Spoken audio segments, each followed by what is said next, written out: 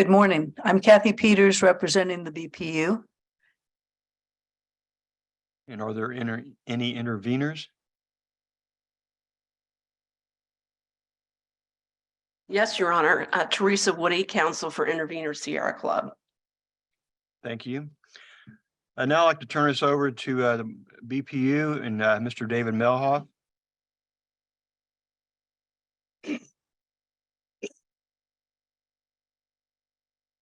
Good morning. I'm David Melhoff, Chief Communications Officer for BPU. A couple of things here. The public hearing is on Zoom and in person. It's being recorded. And so once the recordings are all complete, like after today, probably the next day or two, last night's session and today's session will also be available to review again on our website, bpu.com. We have a board meetings page, and that has all previous videos from meetings and presentations and so forth. So later on, I'll be calling you to sign up to speak. Either there's a sign up sheets over there, and then or in the chat if you're attending via Zoom. There's also will be a question and answer session after the presentation before public comments to answer written questions. Those are little index cards over there. You can write your question there. Now, we had some questions last night that really were not relevant at all to the rate hearing. So if you have a question about the pilot, you have a question about your trash not being picked up, you have a question about why are my taxes so high, or about economic development issues in the community, a lot of those need to be addressed by other parties, particularly unified government. So save those, focus on things pertaining to the rate hearing, the rates, things like that. Appreciate that, because we're not here we can't answer some of those questions. They have to be addressed by your commissioners. Don't interrupt the speakers, as our judge said. I want to introduce any board members are present. I know right here, Mary Gonzalez is here. I know Bob Mylan is online. Any other board members? Tom Groneman is online, and Rosemary Vanny Henry. That's it? Okay. So they are observing and listening as well. So speaking on behalf of the BPU, and we also have two customer service representatives here. So this is not a place to tell them, I want to talk about my bill. Why am I paying this deposit? We do have people that can address that for you. Okay, Janetta Henson and Gabriella Freeman. Gabby's in the back room right there.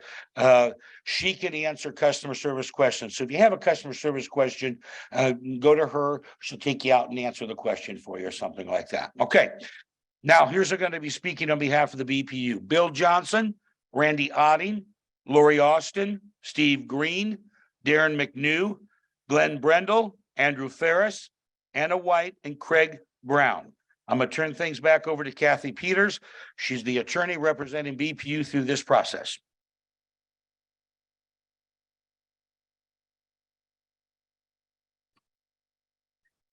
Thank you very much.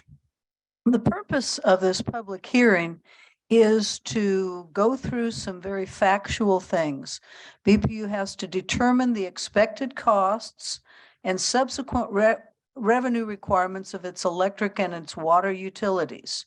Once they know the costs and how much money they need to pay those costs, then they have to consider whether they need to make any adjustments to their current rates in order to pay those costs. And finally, they have to determine how those rates should be allocated to the various customer classes based on the cost of service to those classes. There's also some proposed adjustments to the rate application manual that relates to electric rates. What's going to happen today is that the BPU staff and the consultants are going to speak about all of these things. And this is a very technical sort of review, but in the interest of the public and the utility, we want to be transparent and let everyone know all of the things that went into these decisions. So the BPU presentation will take about an hour and a half. And we will, at that point, allow people to make public at that point, allow people to ask questions. We want to make sure we get the questions to the right people. So as Mr. Melhoff said, we ask that people write down their questions on cards, and the cards are over there on the side table. And if you are online on Zoom, you can write your questions in the chat. So after the presentation, we'll take a short break while people can note their questions down. Mr. Melhoff will gather them. We'll talk about who's going to answer them. We'll answer questions, and then we will allow for the public comment. There's a public comment sign-up sheet over on that side table as well. If you want to speak, make sure to sign in to speak. And if you're on the Zoom, you can sign in to speak there as well. Now, one of the things Mr. Melhoff mentioned is that this is being recorded. And at last night's hearing, I didn't make it clear that there's also a court reporter taking a transcript of this. The court reporter is somewhere in the country. It's a firm that has people nationwide. So the court reporter is watching on Zoom and will develop the transcript from the Zoom presentation. Over on the side table, there's also a couple of handouts, one having to do with the electric rate increase request and one having to do with the water rate increase request. There is not going to be a decision today, as Mr. Melhoff said. This will all be presented to the board. The transcript will include people's questions and answers. It'll include the public comments. It will also include the PowerPoints you're going to see and some written testimony and some exhibits. And all of that will be presented to the board so that they'll have the opportunity to review this. As indicated, some of our board members are watching on Zoom. All of them were either on Zoom or here last night. This is a repeat today of what was done last night. So there'll be plenty of opportunities for the board to consider all of this evidence and make its decision after it has all of the evidence. Today, we start with this public portion, and it'll probably take 2.5 hours or so. After that, we'll take a short break and then we'll go to the technical portion of the hearing. And at that point, I will introduce all of the written testimony and the PowerPoints and the exhibits that you'll hear people talk about. You're going to get a summary of everything that everybody has said in this hearing. And then our intervener, the Sierra Club, will make its presentation. Following the Sierra Club presentation, there'll be another question and answer opportunity. And again, we ask that people note their questions for the Sierra Club on cards so that they can go to Mr. Melhoff so that he can make sure that the questions are asked and known in advance. I think that's a summary about where we are, unless anybody tells me of something I forgot to say. I am now going to turn it on over to the BPU and to Mr. Bill Johnson, the general manager, to start our presentation. At this time, I'd like to note that many of the witnesses who testified last night on behalf of BPU were sworn and are under oath. That oath remains in effect. If there are any witnesses that testified today who were not sworn yesterday, give me the opportunity to do that. Thank you. Mr. Johnson. Thank you, Your Honor. Thank you, Kathy. Good morning, everyone. I'd like to begin by again welcoming our board of directors and also thanking everyone else in attendance here for being at our meeting today.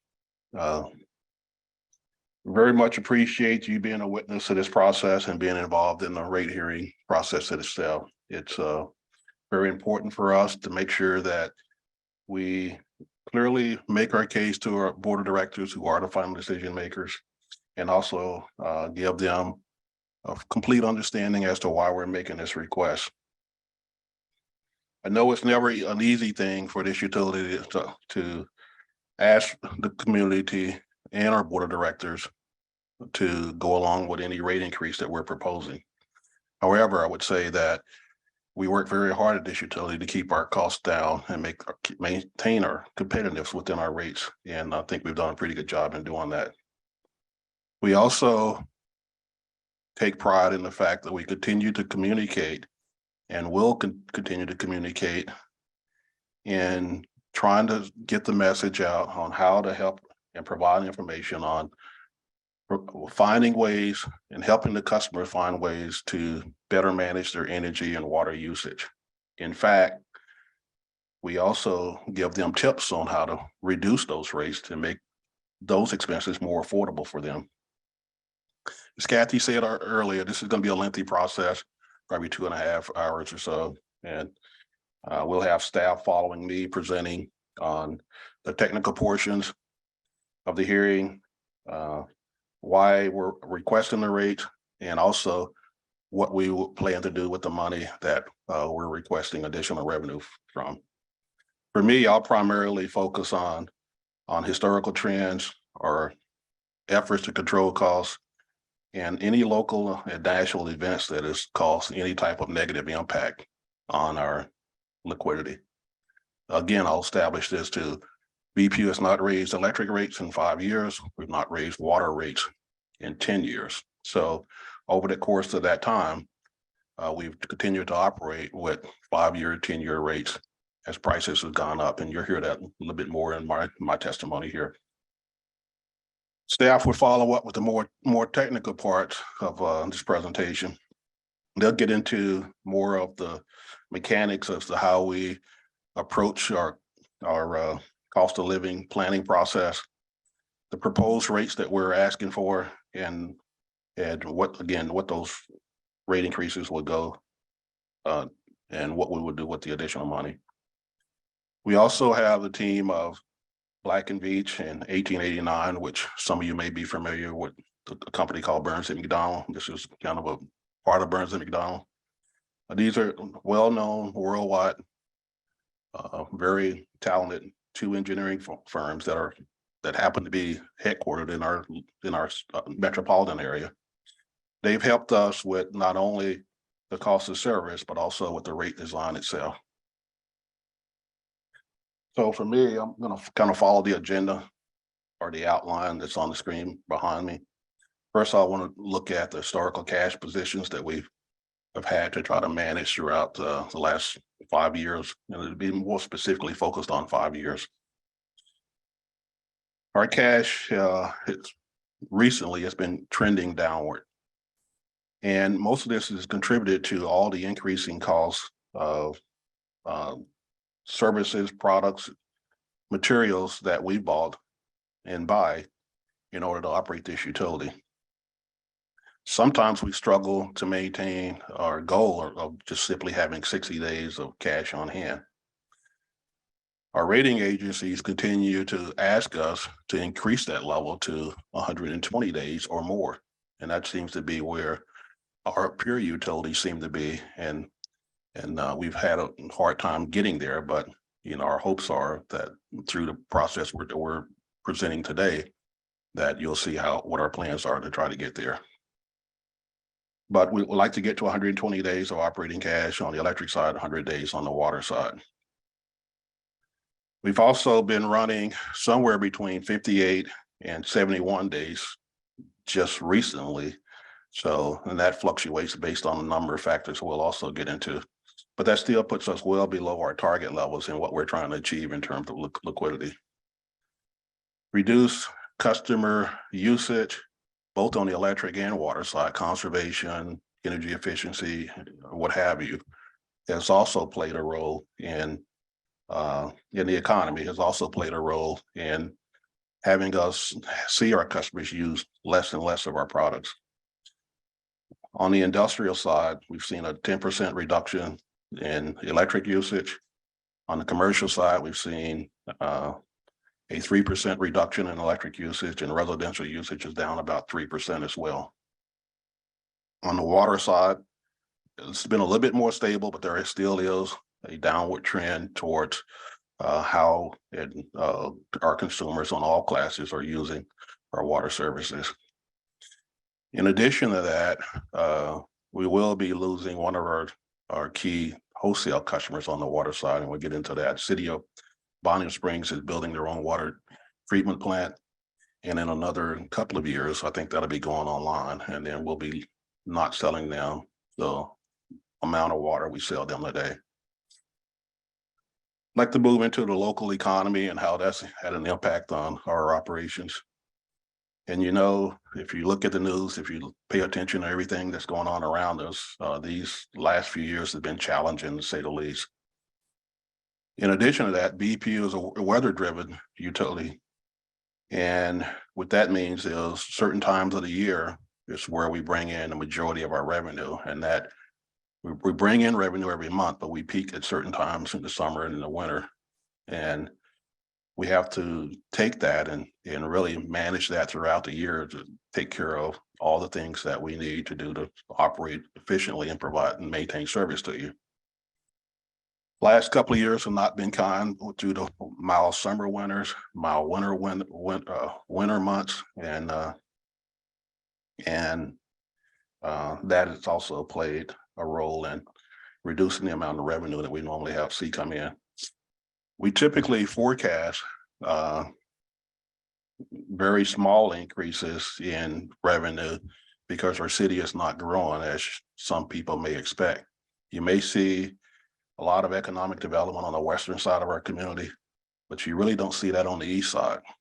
And basically, you've seen population movement going from east to west, and you've also seen some businesses on the east side shut down. So on balance, that's been really flat for our community, and then our forecasting revenue has been very modest as a result of that. So I want to move towards the COVID-19 national pandemic. So beginning around March 16, 2020, our utility had to make some quick adjustments for all the unseen and all the things that was unknown at that time when this pandemic became known to us. It caused ripple effects throughout the business and the financial markets. The concerns that we had around COVID, not knowing where this is going to go and how big an impact it was going to actually be, forced us to have to take drastic steps in order to not only protect the workforce and the customers and citizens that we do business with, but also how do we maintain utility operations throughout all these downward trends. And when I say downward trends, as you remember, there were a lot of businesses that were slowing down. There was a lot of restaurants, retails that was doing curbside business. There were a lot of our large key customers whose sales was being impacted because of COVID, that also could not manage their way through it, or were struggling to manage their way through it. And they were reaching out to us for support as well. But on the residential side, we looked at how can we continue to provide support and service to our residential community that was also struggling. Some were out of work, some were laid off at that time or furloughed at that time. So we made a decision to extend our payment arrangements from 6 months to 12 months. We also ceased charging for late payments, and we worked hard and continuously with the state of Kansas on the CURE program, where the state received federal dollars to help people pay their utilities and also pay their rents and would not be evicted. A lot of this was also a result of the healthcare community and the things that we were hearing there. And we went through a period of about 18 months where staff and the board elected to put in about 3 or 4 moratoriums over an 18-month period. So that was another way of us trying to help the community and provide some type of support. And all what that meant to us is just 2 months later, the revenues that were coming in May had already dropped about 16% from what we normally collect over that period of time, what we normally collected in the years prior to that. So we had to quickly slash our operating revenue, which is really tough, but I cut that about 21%, and then we froze all non-essential capital expenditures. So that was kind of one of the things that occurred, that BPU had to find out how to manage our way through a pandemic. At the same time, we're operating with 10-year and 5-year rates. The energy market conditions, things have changed quite a bit there, and not just here locally, but on a regional basis. We know we've seen a lot of volatility. There's a part of your bill called ERC think we've got testimony on that later, but that's been very volatile. And that's basically based on energy markets and prices that BPU have to pay to bring power into our utility and provide it to you. Weather and the economy has played a huge role in affecting gas prices and everything else all utilities across this country have to deal with. The message that we have communicated for a while, and the message that we were communicating at that time and what I'm seeing today is BPU possessing a diverse mixed portfolio of generation has really paid off during that time, and it continues to pay off today. So we do have a mixed portfolio, which means you still operate with our coal plants. We have gas. We have also about 48% of our generation is renewable. But having that mixed portfolio has kept our prices down, has kept our reliability stable, and has provided benefits to this community. Other utilities in the state of Kansas have not made that type of an investment in terms of green or renewable energy. The state requirement is much lower than that. It's about half of that requirement. So most of the investor-owned utilities are only doing what they're mandated to do by the state. So what that means for us is our green energy mix exceeds most. In fact, we are one of the leading utilities in the entire region in terms of having this type of percentage of green energy within our overall fleet of generation. Over time, I would expect that will slowly increase. We'll speak a little bit to some strategies that we have on how we're going to go about that. But we have to be cautious that we don't rush too quickly and make too quick decisions and do things that's going to cause reliability concerns, but also price increases for the people that are buying and paying for our services.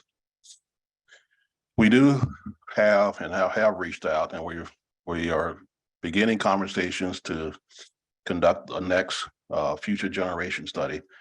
And we do this periodically. So we have a 10-year-old study that's just recently expired. We're going to be doing another 10-year study, and we'll have some further testimony on that.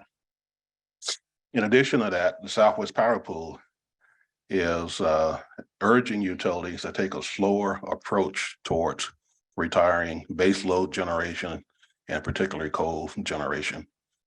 This is a group that manages generation across about half of the Midwest and the Rocky Mountain regions. And they've seen challenges throughout parts of this country, whether it be during the hot summer months, during the cold winter months, when generation is available, whether that be fossil generation or renewable generation, which is not always available. And they have cautioned us to continue with our plans, but also be cautious and make sure that we are doing everything we need to do to make sure that we don't put the grid at risk. Supply chain and the inflationary factors played a huge role. And part of the supply chain issues is our supplies are not as readily available as they used to be. We place orders, it's taken sometimes 2, 3, 4 times longer for us to get supplies in. And also with the current inflation that we all see, no matter where we go, to the grocery store, gas pumps, or anywhere else, utility is having to pay for those inflationary increases to the products and services that we purchase. You know, we're seeing inflationary numbers that are as high as anything we've seen in the last 40 years. So this has been very disruptive to us. We've had to make sure we order quantities, increase our quantities as we order products, but we're still facing longer and longer delay times in getting them in. So we'll have certainly presentation too on inflation and how that's impacting us and how that's also forcing us to pass along some of those higher prices on to the public. So with all of these things that I have just went through that's impacted us in a somewhat negative way, what have we done to control our costs and to try not to pass too much cost increases on to the public? Well, over the last, from 2018, we reduced our budget about $42 million over that period of time. And those are direct savings that we have created. We've also eliminated about 10% of our workforce, and this is O&M operating costs that I'm focused on now. And we've eliminated those over that same time period. We continue to refine all of our processes. We look at our performance management process. We continue to do a strong job in making sure that the workforce is providing adequate service and we're operating this utility as efficiently as we can. We also have taken a little bit stronger position with our labor unions on making sure that we remain not only competitive, but we can't lead the utility market in terms of what we pay in terms of union salaries. We continue to hold positions open as a way, and those positions have been attrition out over the years. And the same thing has been said about our contracting services. We're being very judicious on what we contract, how we contract, and then we're managing those contracting services better today than what we have in the past. We've adopted a priority budgeting system some few years ago, and we continue to refine that to make sure we're targeting our dollars toward the areas where we need to spend our dollars the most and make sure we're getting the best return on those dollars that we're spending. And we're also increasing the ability to be able to forecast not where our cash is today, but where our cash position may be later. And we're using some of the tools that's coming out of this rate study to be able to help us continue to refine that. The strategic plan has been recently updated. That's on our website if you guys care to look at it. And we're also beginning to revisit our long-term master plans on the electric and water side. So basically what that means is we hire local engineering firms to help us plan out over a 20-year period. And then every budget will dissect that into 5-year periods within our budget. If you happen to get a copy of our annual budget, you'll see a capital plan for 5 years. And those are taken directly from those 20-year master plans. We've been also very fortunate not to have had any catastrophic or major failure in equipment. So those are some of the unforeseen things that sometimes occur. And those are the type of things that our rating agencies try to guard against, help us guard against. That's why liquidity and cash reserves are important to help address those things as they do come up. All of the above mentioned things that I've already went through in a weaker cash position has also forced us to delay some of our capital projects. Those projects have been pushed out, and we still hope to get to those projects. We still hope to complete those projects, and there'll be some testimony on that. We know we have to be careful in how fast we try to catch up, because that's going to have a financial impact on how fast we go. But we also want to make sure that we don't put ourselves in a position where we're really eroding our reliability standards that we've set for ourselves and for this community. And so far, we've done a good job in not doing that. So we want to make sure that the revenue is here for us to continue to provide adequate service. But not having the revenue means it's going to be harder and harder to be able to continue to maintain reliability. Why? Because our water systems, many parts of our water systems are still over 75 years old. Now, this is no fault of anybody in this room. I mean, these are things that has happened over time, over a long period of time. And we have been addressing that, and we have plans to continue to address it and try to get a little bit more aggressive at replacing some of our assets than what we've been able to do over the last few years. Much of our water system much of our electric system is over 50 years.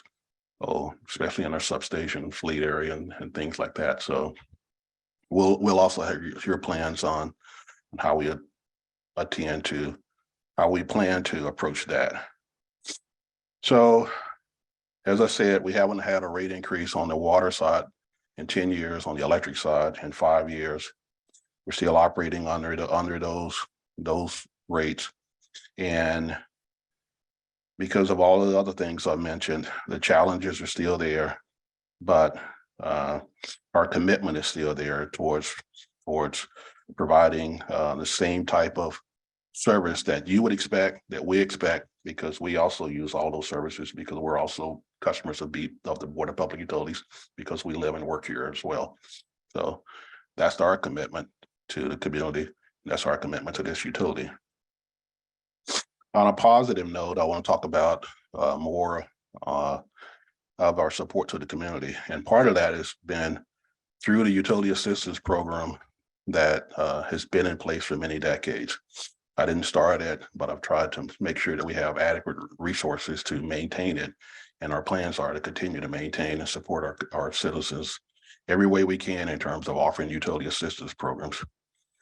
So since 2009, it started before then, but we've offered the community and have paid out over $2.3 million in direct payments to our citizens and helping them to pay their bills either through the traditional utility assistance program or the hardship program that was created just a few years ago. Now, those are two different programs that have certain criteria that the public has to meet. But there's a lot of people in our community that don't have a problem meeting either one of those criteria. And those dollars do go out. It's administered through the United Way. I'm on the board of directors for the United Way. And part of my reason for being there is to continue to make sure the United Way supports Wyandotte County through these efforts and through other ways that the United Way can find funds to help Wyandotte County as it works across the rest of the metropolitan area. Part of what we did during COVID was work with the unified government and United Way to secure another $600,000 to be spent on utility assistance. And those dollars went very quickly during that period. So I'm continuing to have that conversation, continuing to see how we can continue to help. The federal government, the state governments are shifting farther away from direct payments towards supporting utility assistance programs.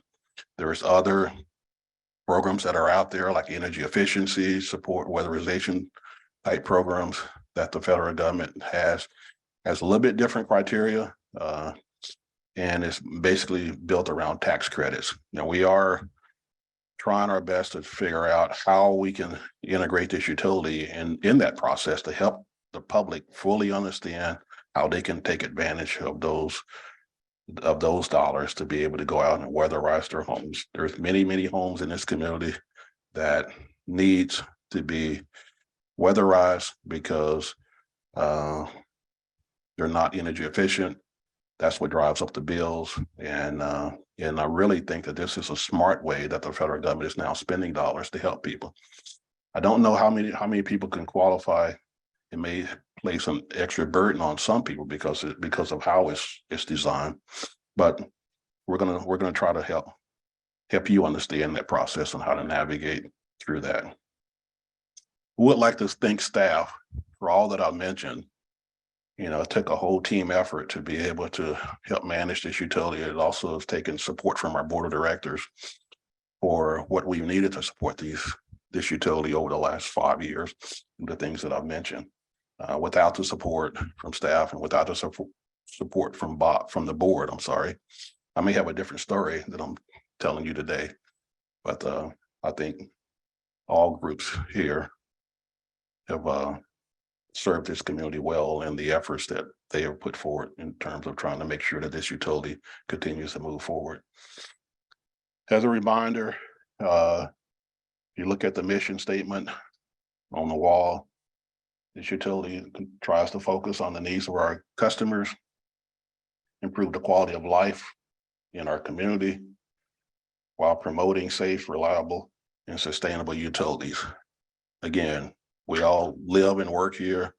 That is the mission that we take to heart, and that's what we try to do every day as we come into work and provide our services to all of you. At this point, I would like to bring Randy up to go a little bit deeper in our process, and we'll be getting more into the technical side of our presentation. Thank you.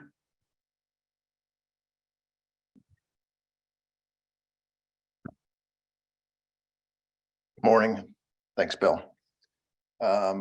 Randy Otting, Director of Accounting for the BPU.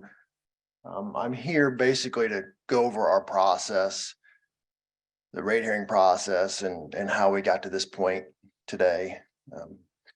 The process really started about 1.5 years ago. Every 3 to 5 years, we take a systematic look at our rates and try to determine whether the rates are recovering the way we intend them to recover. And if not, then make adjustments accordingly. Going through that process, so it's driven by a formal rate report process, rate review process. We hire, as Bill mentioned, engineering firms from locally here who have a national presence, have tons of experience in this area to do these studies. We hired 1898 & Co. to do the electric study and Black & Veatch to do our water study. We've done studies in 2010, 2014, 2016, 2020, and 23. Not every one of those studies indicated a rate increase or a rate adjustment. So we had adjustments in 2010, 2016, and 23. So we initially started on the water side in 2020, but because of the pandemic, we delayed that hearing, and that's brought us up to today on the water side. The rate process is a 90-day notice. We provide our customers a 90-day window to review any documents and provide an intervention process for any commercial and industrial customers that want to intervene in the process. So that was filed on March 10th in our local newspapers here in town. The board was notified prior to that publication, so all parties were informed. And like I said, this allows for a formal review process. Next slide. We scheduled a hearing for last night and this morning, June 14th and June 15th. As mentioned, transcripts will be available to the public and to the board for review after these 2 hearing dates are completed. The board will make a final decision after these 2 hearings are completed at a later date. Next slide.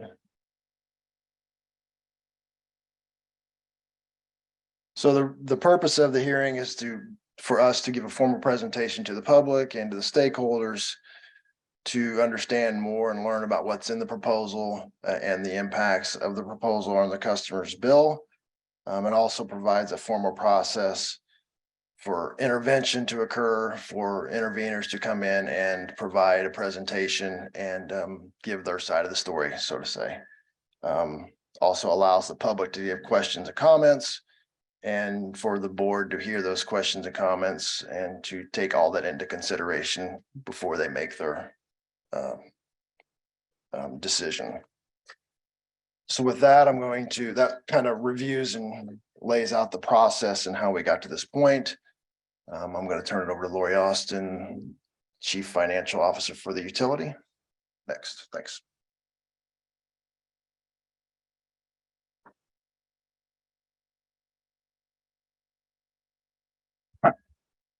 Thank you, Randy.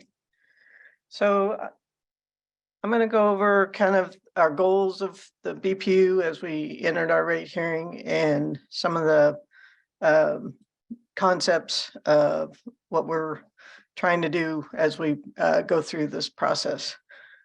So some of our goals are adjust our rates equitably so that we recover our revenue within the proper rate classes. And our rate classes are residential, commercial, industrial, schools. Those are their major categories. So we also look at our rate designs and we try to match them up with our customer profiles. So those customers and the type of usage that they have and the demand they have on our system. So you'll see that within the rate study. We also, one very important thing is being able to meet our financial targets. And I think Bill talked about, how the importance of meeting our targets and with our credit rating agencies as well. So two main targets that we look to are debt service coverage, which is our ability to pay our debt, and liquidity. So our ability to have money available in case there are emergencies. And then maintaining our current credit rating is important because when we go and issue debt for long-term assets, the credit rating agencies and investors look at our overall rating. So all of these goals were identified in the cost of service study. So our planning process, we look at our annual budget. Each year we do one, and it's driven by our strategic plans. And then we also have an electric and water master plan that is a part of our process. Within the annual budget is a 5-year capital plan. And it identifies a lookout of all the capital projects that, you know, we are aware of during that time and the estimated cost associated with it. We do review the annual budget with our board of directors. We have several work sessions with them leading up into the main presentation, which is done in December. And then the board votes in December on our annual budget. Some of the key drivers for our rate increase. Okay. So our financial metrics are an important part. Our target number one that we use is our cash operating reserve of 120 days for operating and maintenance expenses on the electric side and 100 days on the water side. Our annual debt service coverage is 1.6 times without pilot included. That means for every dollar, we need to have $1.60 available. And then our annual debt coverage of 2 times with the inclusion of pilot. So both of those metrics are monitored and a part of our policy.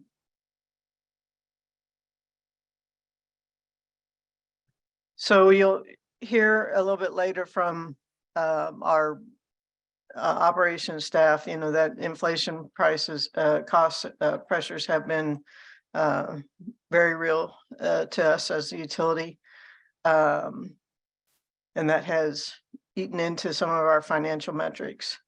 And maintaining our metrics is important. If we do not meet our target levels throughout the study period without those increases, and with the increases, we accomplish those targets through 2025. So we take time in order to meet those targets. On our electric debt service coverage, based on no adjustments, we'll drop below our target level of 1.60 by 2024. With the increases, we'll meet our target in 2024. On the water side, water doesn't meet its debt coverage until 2024, until we, with the increase. One other thing that we have to maintain capacity charges cost to have our purchase power costs. And so we're going to transfer 2 million of that from our energy rate component into our base rates. So ultimately it lowers our ERC, but it's a part of our base rate. And then we would like to establish an ERC reserve that'll be fully funded gradually through the ERC, and that's to address volatility in the purchase power market. On the electric side, the components that we use in order to develop our forecast is the sales and billing units. So we're using a forecast based on 2023, and then we're looking at our retail sales based on our 22 projections. So looking at last year's sales. This table below just identifies our look at what we feel the increase or decrease in consumption is over time. And as you see there, there's not a whole a large amount of increases. And in some customer groups, there are negative growth in some of those years. Then we look at our operating and maintenance expenses. It is based on the 23 budget. And then we do some allowances for inflation. So the chart below identifies the percentages associated with that inflationary cost increases. So we feel like this is very conservative based on, you know, what we're seeing out in the market as well. So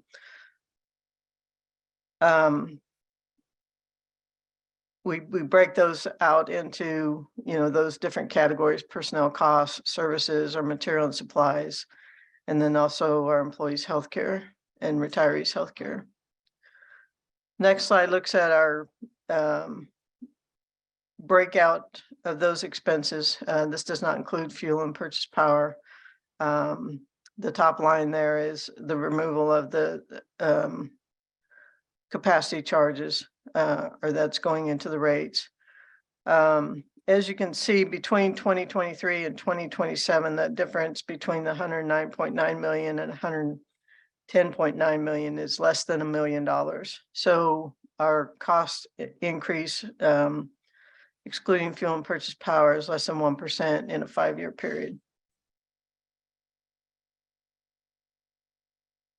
Next component is our capital improvement program in our financing plan. So our baseline is the 2023 budget.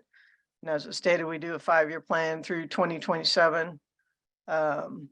We are projecting to issue bonds in late 2023 for about $50 million for electric projects. And most of that is those projects that will be funded by the bond on the transmission distribution side. We are targeting a Kansas water supply loan in 2024 for about $9.5 million, which will help with some of the water projects. We have already obtained federal grants for some water projects, $10 million to cover our main replacements due to our aging infrastructure, and then a $4 million grant to help us with reliability at our Nerman water treatment plant. So all the other projects will be cash financed with our annual operating revenues. This slide just recaps our 5-year plan and the major spend categories. Some of the operations guys will talk a little bit more in detail of some of their major projects, but overall, these projects are to maintain existing assets and equipment, and they're also to install new assets as well as rebuilding existing assets. This next slide looks at, this is electric's outstanding debt. So currently we have debt out till 2046.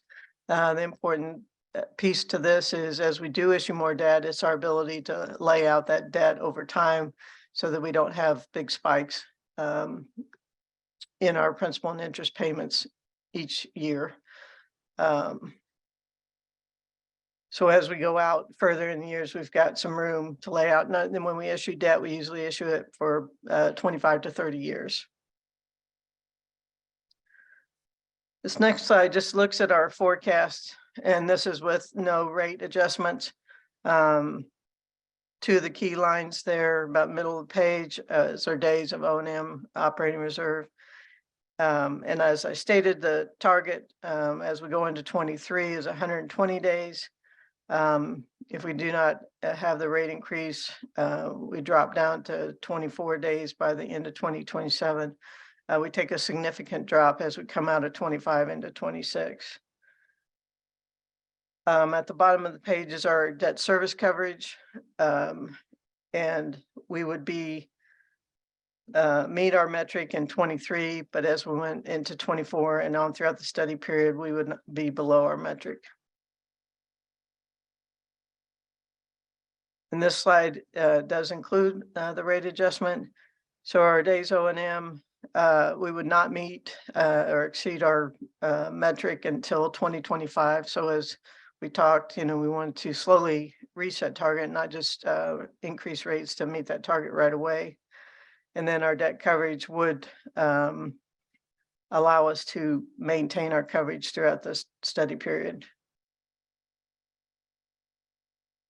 On the water side, we go through the same approach. We talk about our sales and billing units based on volume and the number of accounts that we have in our system. So our projection on water is very small, a little more than 1/3% throughout the study period. Bill spoke about City of Bonner Springs, so they're starting up their operations in 2025. So that wholesale sales will come out of our system. On the O&M side,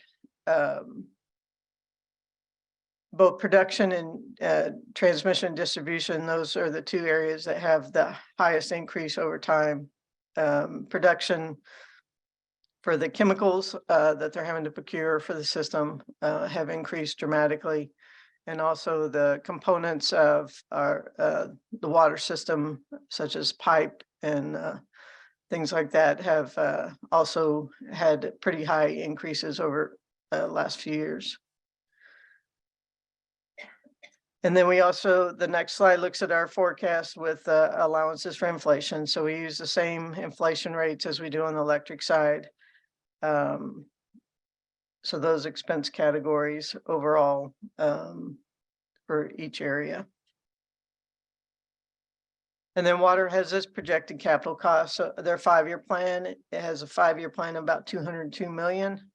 And those below are the major categories for those plans. So waters is the same goal as electric, is to maintain their existing assets and equipment, and also install new assets or rebuild existing ones. Next slide is the water's debt service coverage. They have, you know, a pretty good drop coming out of 2023. And then by 2028 going into 29, they have a significant drop. So our ability to lay debt over, 30-year period, we can control, you know, what that debt looks like. So what water's metrics look like without a rate increase? So, days of O&M reserve basically drops in 2024 and becomes a negative number as we get into 25 and on through the remaining of the study period. So with the rate adjustment, water's able to maintain being able to stay at above 100 days, throughout the study period. And their debt coverage, they're able to meet their debt coverage targets in 2024. So just to recap, why is this necessary? Maintaining our debt coverage is important. Allowing for bonds, us to borrow bonds and loans. When we have an asset that's available for 30 or 40 years, it makes sense to take out bonds that are for 30 years so that the current customers aren't paying 100% of those for the assets that are in their system. Provide for funding for our 5-year plan, be able to maintain and build our assets, meet our financial targets throughout the study period. So our proposal of 2.5% electric increase in the base rate for 2023 and also in 2024. And on the electric side, that translates to about 3.7 million in revenue per year. On the water side, the proposal is for a 6% increase in base rates in 2023, as well as 24 and 25. And that 6% increase generates approximately 2.6 million in revenue per year. So with that, I'll turn it back over to Randy.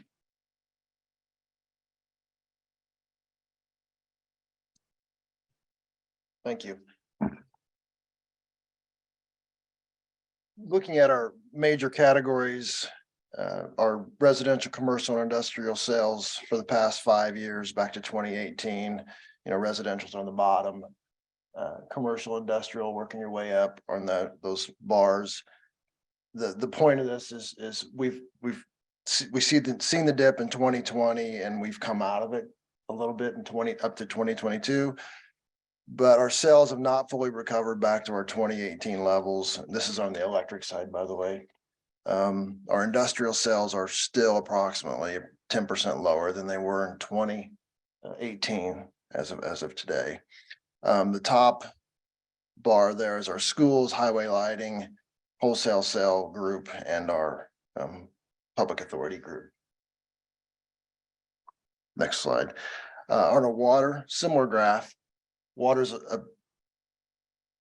compared to our electric utility, are more constant, more stable. We've seen a similar kind of drop in 2020, but we've pretty much recovered and up to 2022. This is for our 4 major categories: residential, commercial, industrial, and wholesale sales. Next slide. Looking back at our rates, our last rate adjustment in 2018, which was approved in 2016, that was a 2-year rate adjustment for 2017 and 2018. We had some limited rate design changes. At that time, we implemented a commercial all-electric rate for our commercial customers.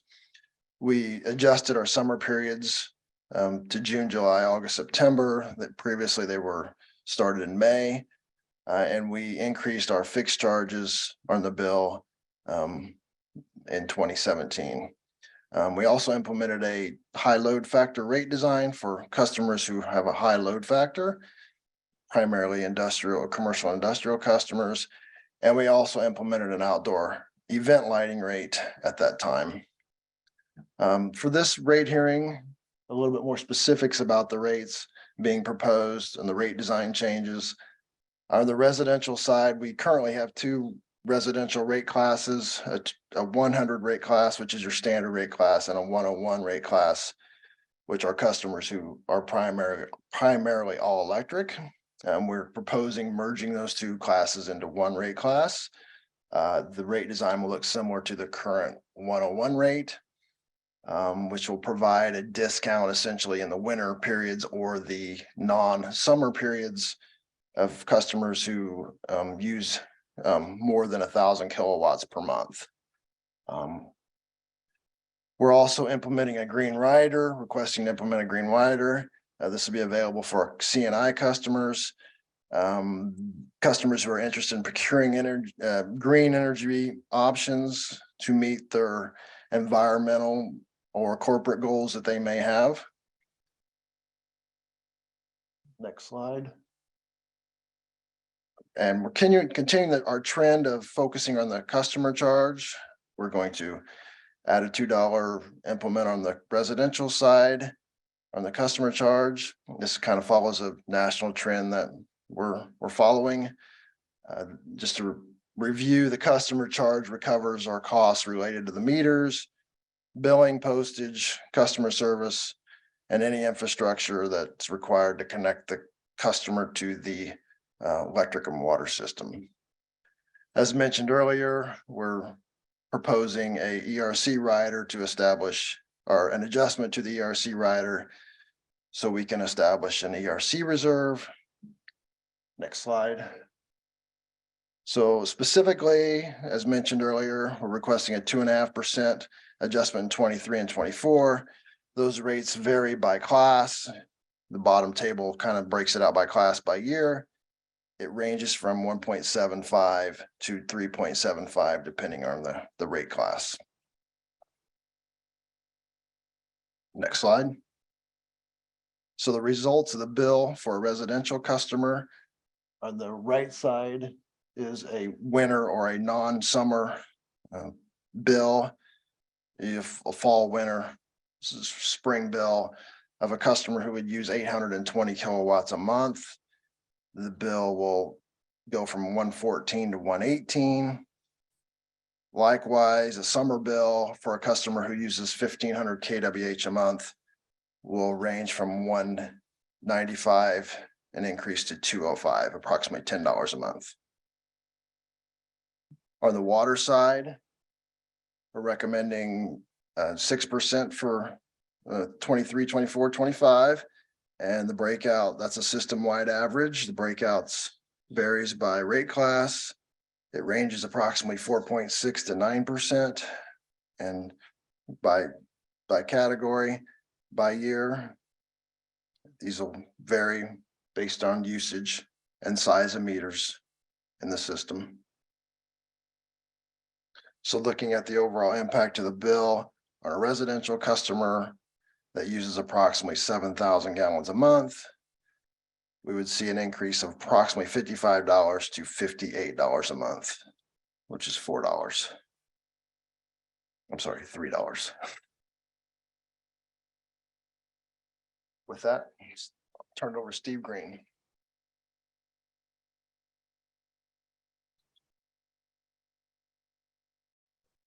Good morning. I'm Stephen Green, Executive Director of Water Operations. Tonight, this morning, I'll present my case for a water increase. Why a water increase is necessary for water. Like it's been mentioned already, it's been 10 years since 2013 was the last increase. We've seen increased costs in operation and maintenance expenses. We need to replace some aging infrastructure, as Bill talked about. Our infrastructure is as old as 100 years, some of our stuff. We need to improve our system reliability. I'll talk about that more when we talk about the transmission mains. Cash reserves, we need to meet our financial guidelines that we have set to make us more stable when we go out for rates or for bonds and stuff. And then capital cost increase. We've seen huge increases in materials and then in labor cost. Major economical indices that we have faced is the ENR building cost index has increased 41% in 10 years. Our contractor bid prices that we get have went 70% increase over this 10-year period. Our average pipe material cost has increased 290% in this 10 years. And then our chemical costs has risen 80% over this time period. And our operation expenses are still rapidly going up 23% since 2017. The next slide kind of shows a breakdown of our chemicals, of each chemical that we use to treat the water. I'll point out the chlorine, it's went up 241%. Most of those increases start coming since the COVID time. That's where we've seen most of the increases have really shot up. But on our material, our PVC pipe we use and our ductile iron pipe, we've seen increases from 336% to 345% in the different sizes we use. Our ductile iron pipe went from 244 up to around 239, depending on what sizes we use in our system. Like I said, the next couple slides are kind of basically stuff that we do in the distribution, out in the field, fixing repair main leaks, 4 inches, repairing services. All the costs, these have doubled in cost since 2018. And like I said, we're just seeing huge increase in cost. About every few months, we're getting new letters from vendors saying increases are coming. Next slide. So we have an annual ongoing, next slide, yeah. We have an annual ongoing capital CIP projects we do. These are ongoing every year. About 9.6 million is going to be spent over the next 3 years to make improvements in the system. Those workarounds may be projects that have to do with the UG or anything that we need to update with our facilities. Hydrants and valves, we spend about $4 million over the next 3 years replacing those as they need replaced. Our water services, this is our galvanized services, is most expensive here. When they start leaking or whatever, or break, we have to go out and replace. And then our water meters, which we have at every residence, that we have to about 2.3 over the next 3 years to replace those as needed. Our work equipment's 2.7, and then our facility improvements that we need to make is about 2.1 over the next 3 years. Some of our major capital projects, we have a 7 million gallon reservoir being built at the Argentine pump station. It's 14.5 million. This will improve the reliability in the Argentine and the direct system. It's currently being built now, so it's roughly about a year from being put in service. Our pump station controls, we need to replace some aging electrical switchgear and a variable frequency drive at the parallel pump station. We also, like we talked about, have main replacements we want to do. We're going to be spending about $20 million over the next 3 years on replacing old mains that have a lot of leaks that cause us to do a lot of shutdowns. This will improve our water supply to the area and improve fire protection. We're also, as I said, Lori said that we got a grant, and we're going to spend about $5 million in putting a generator at our Nearman treatment plant, which will improve our system reliability during power outages. When I talked about, the next slide talks about some transmission mains that need to be replaced over the next couple of years. At 12th Street in Kansas River, the river has eroded over the years, and our water main now is exposed in the river, and so we have to replace it. And so that's about a $6.5 million project that we're working on right now, and we're in the design phase of that. We also need to make an improvement in the parallel system to help bring more transmission out to that area, and to make sure the area has a lot of water for the reliability. And then the KDOT has a project coming that starts in 2025. It's 18th Street transmission main. So they're taking down the bridge in 25 and 18th Street Bridge. And we have a 24-inch water main on it that will have to be replaced. Thank you.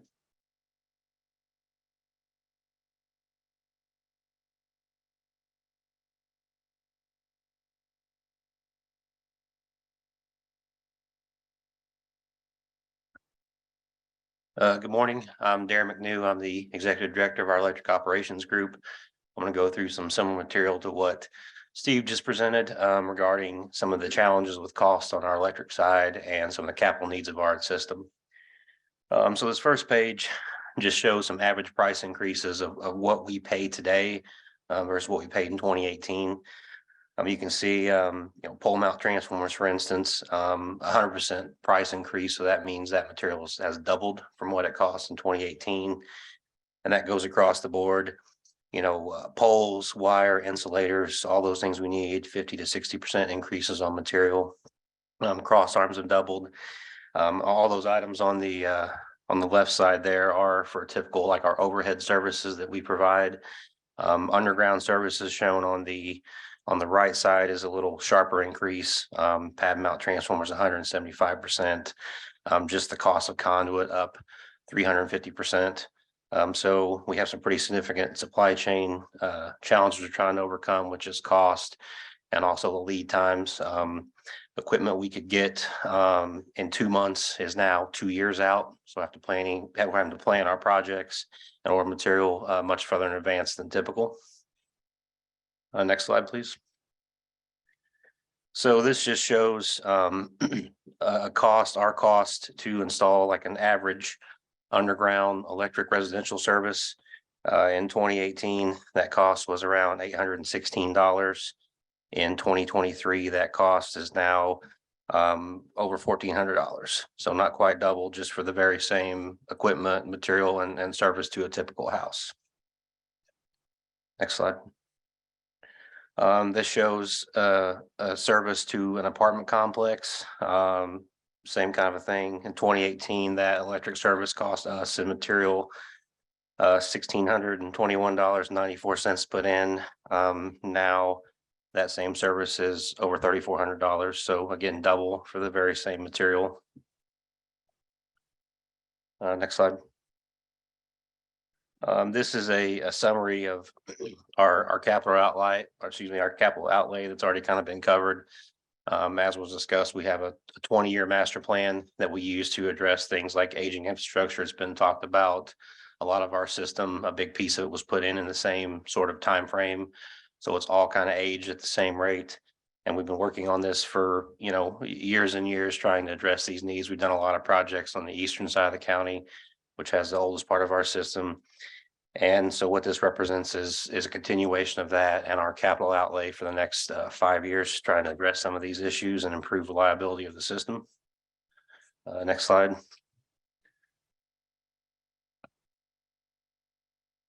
I'm just going to talk about a few of the major projects kind of in those categories you saw. We're investing all that money. Some improvements to our high voltage transmission system. We're going to be installing a new Nearman to Quindaro transmission line, and that is going to bolster our transmission system and improve reliability for the whole eastern side of the county. All the substations, customers over there will have more redundancy in their transmission feeds, and that also helps us meet some federal requirements set forth by NERC, North American Electric Liability Corporation, which mandates certain system reliability parameters that we have to meet. Have additional money, $3.65 million for just transmission line rebuild projects all across the county. Where again, we're trying to replace that aging transmission infrastructure and increase the reliability of our transmission system, which, you know, feeds down into our substations and our feeders. On the substation side, we are rebuilding our Mill Street substation. And what that lets us do is actually retire 2 of our oldest 69 kV substations. You know, and those assets at this point in their life, they require a lot of maintenance and a lot of money to keep running. So looking to retire those, improve reliability, and then lower our operating maintenance costs for those assets. On the Speaker substation project, we're going to be rebuilding a substation located around the I-70/635 interchange, which is going to, again, you know, another older substation with very high operation and maintenance costs and not very good reliability. We're going to be replacing that, which is going to improve reliability. And we're also going to do some reconfiguration of our transmission system during that, which again is going to benefit kind of all the customers around that central area of the county who are tied into that substation. And then the Caldwell West substation expansion. You know, we're adding some additional redundancy and capacity there at that location. You know, and besides reliability, we're kind of meeting some demand of new economic development that's happened in that area. Our overhead distribution system, investing a lot of money there in terms of reliability, about $13 million in system improvement and automation. And we're doing a lot of projects there again across the county within that capital outlay. We're constructing some additional circuit ties on our system. We're installing automatic equipment, helps us throw over our feeds, and addressing some of our worst performing circuits, which have the lowest reliability in our system, trying to improve that. Again, that's all for improving reliability and you know, keeping the lights on for our customers. The pole inspection and replacement project is another one we're going to be going around our county. It's already in progress, and we're inspecting every one of our wood poles. And you know, if they fail the inspection, we replace them with a new pole. And if they pass the inspection, we treat them with treatment to help maintain the wood and help prolong the life of those poles. And, you know, besides reliability, we're also talking about public safety, getting those old deteriorated poles out of the system, you know, proactively versus, you know, having them fail. And then the Piper Feeder project, which is a project out in the western part of the county, and that's primarily besides reliability to help meet some demand of that economic development and growth going on out there. On our underground distribution system, we have $11.4 million of investment there over our next 5 years. A lot of the same things we've talked about, replacing, you know, aging infrastructure on the underground, We're adding additional ties, so we're making our system more reliable, more redundant. So we can keep the lights on and put them on quicker if they do go out with the ties and the switches and other equipment we're putting in. I said again, just improving the restoration speed for some of our customers. And that's all the material I have.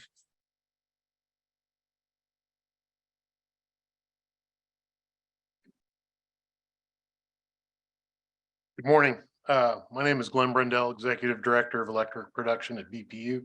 I'm responsible for the generating assets that BPU owns and represent BPU's interest in the Dogwood Energy Facility.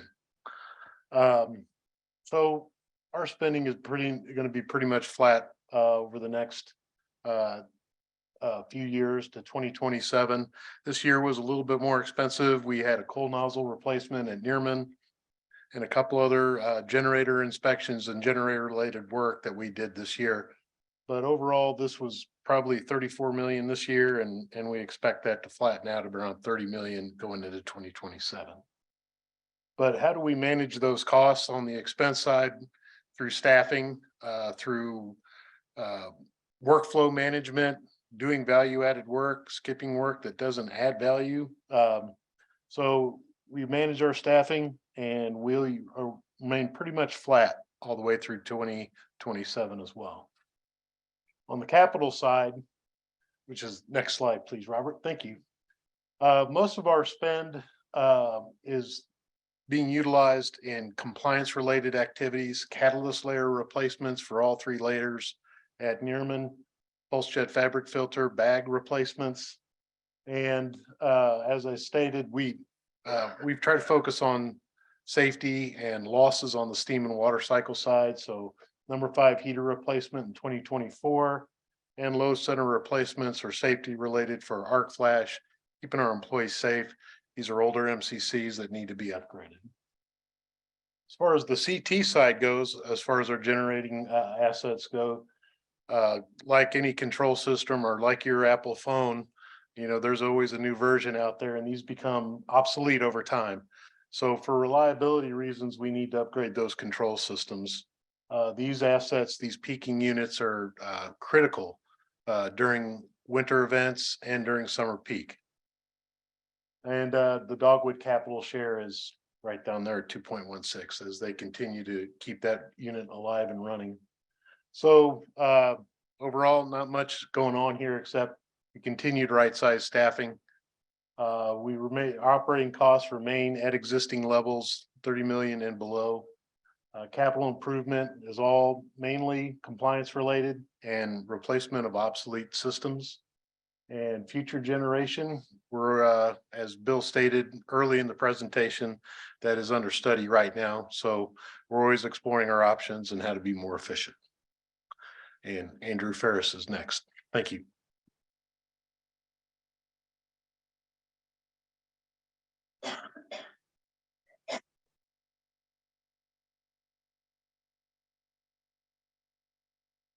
Thank you, Glenn. Good morning. My name is Andrew Ferris. I'm the Director of Financial Planning. I'll first get started on electric supply. So we have seen a great deal of market changes over the last several years. SPP is now into the integrated market. With that, we've seen increased market activities, both in terms of charge types, as well as the type and location of generating resources around the footprint. We've also come with that greater market volatility, and we expect that greater market volatility to continue. Currently, BPU's portfolio consists of nearly 50% of our electric generations comes from green energy sources, and about 60% of our retail sales come from green energy sources. As both Glenn and Bill mentioned, we are in the process over the next 12 to 15 months to update our master plan, our integrated resource plan. And so we will be looking at our supply portfolio, our load changes, all of those things for the long term over the next 12 to 15 months. On the load front, we do expect the load to be modest growth over this time period, so 2023 to 2027. And so that will be modest based off of a little bit of electrification during that time period. Next slide, please. One of the changes staff would like to see is on the energy rate component. So the energy rate component is a rider meant to provide for the recovery of utilities power supply costs. These costs are predominantly made up of fuel, purchase power, reagents, regional transmission costs, those type of activities.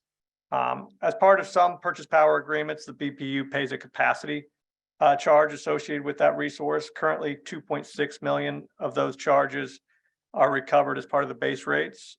Staff is recommending to reallocate an additional $2 million in capacity payments to the base rates. This will effectively act as a reduction of $2 million annually in ERC cost recovery items. Also, due to volatility within the fuel and purchase power cost over the past several years, staff is recommending establishing a reserve fund of 120 days of ERC expenses.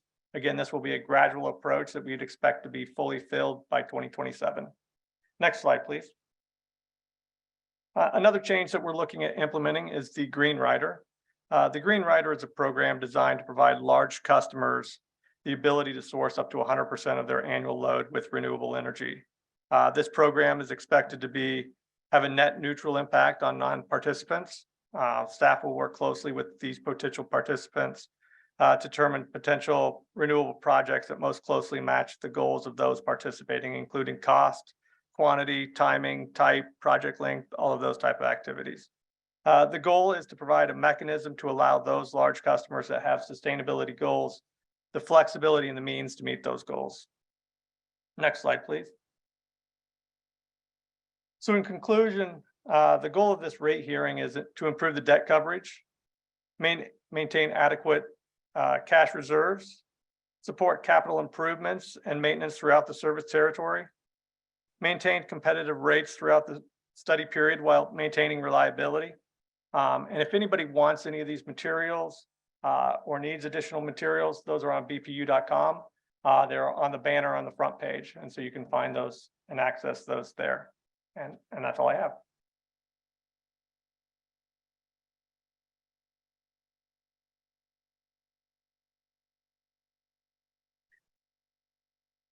BPU is now going to call on our two consulting engineers. As I said when I started, the purpose of the rate hearings to determine the expected costs and subsequent revenue requirements of the electric and water utilities, and you've just heard a lot of evidence about that.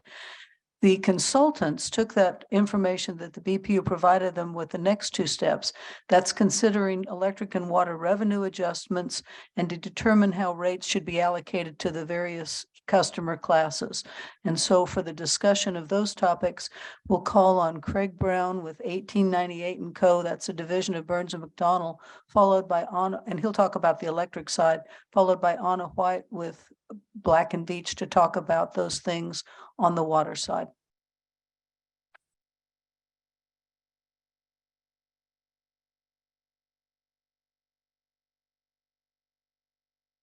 Thank you, Kathy. Good morning, everyone. Again, my name is Craig Brown. I work with 1898 & Co., which is the consulting division of Burns and McDonnell Engineering Company. We're based in Kansas City, Missouri. I've been with Burns and McDonnell about 4 years now, and actually spent the previous 15 years before that at Black & Veatch.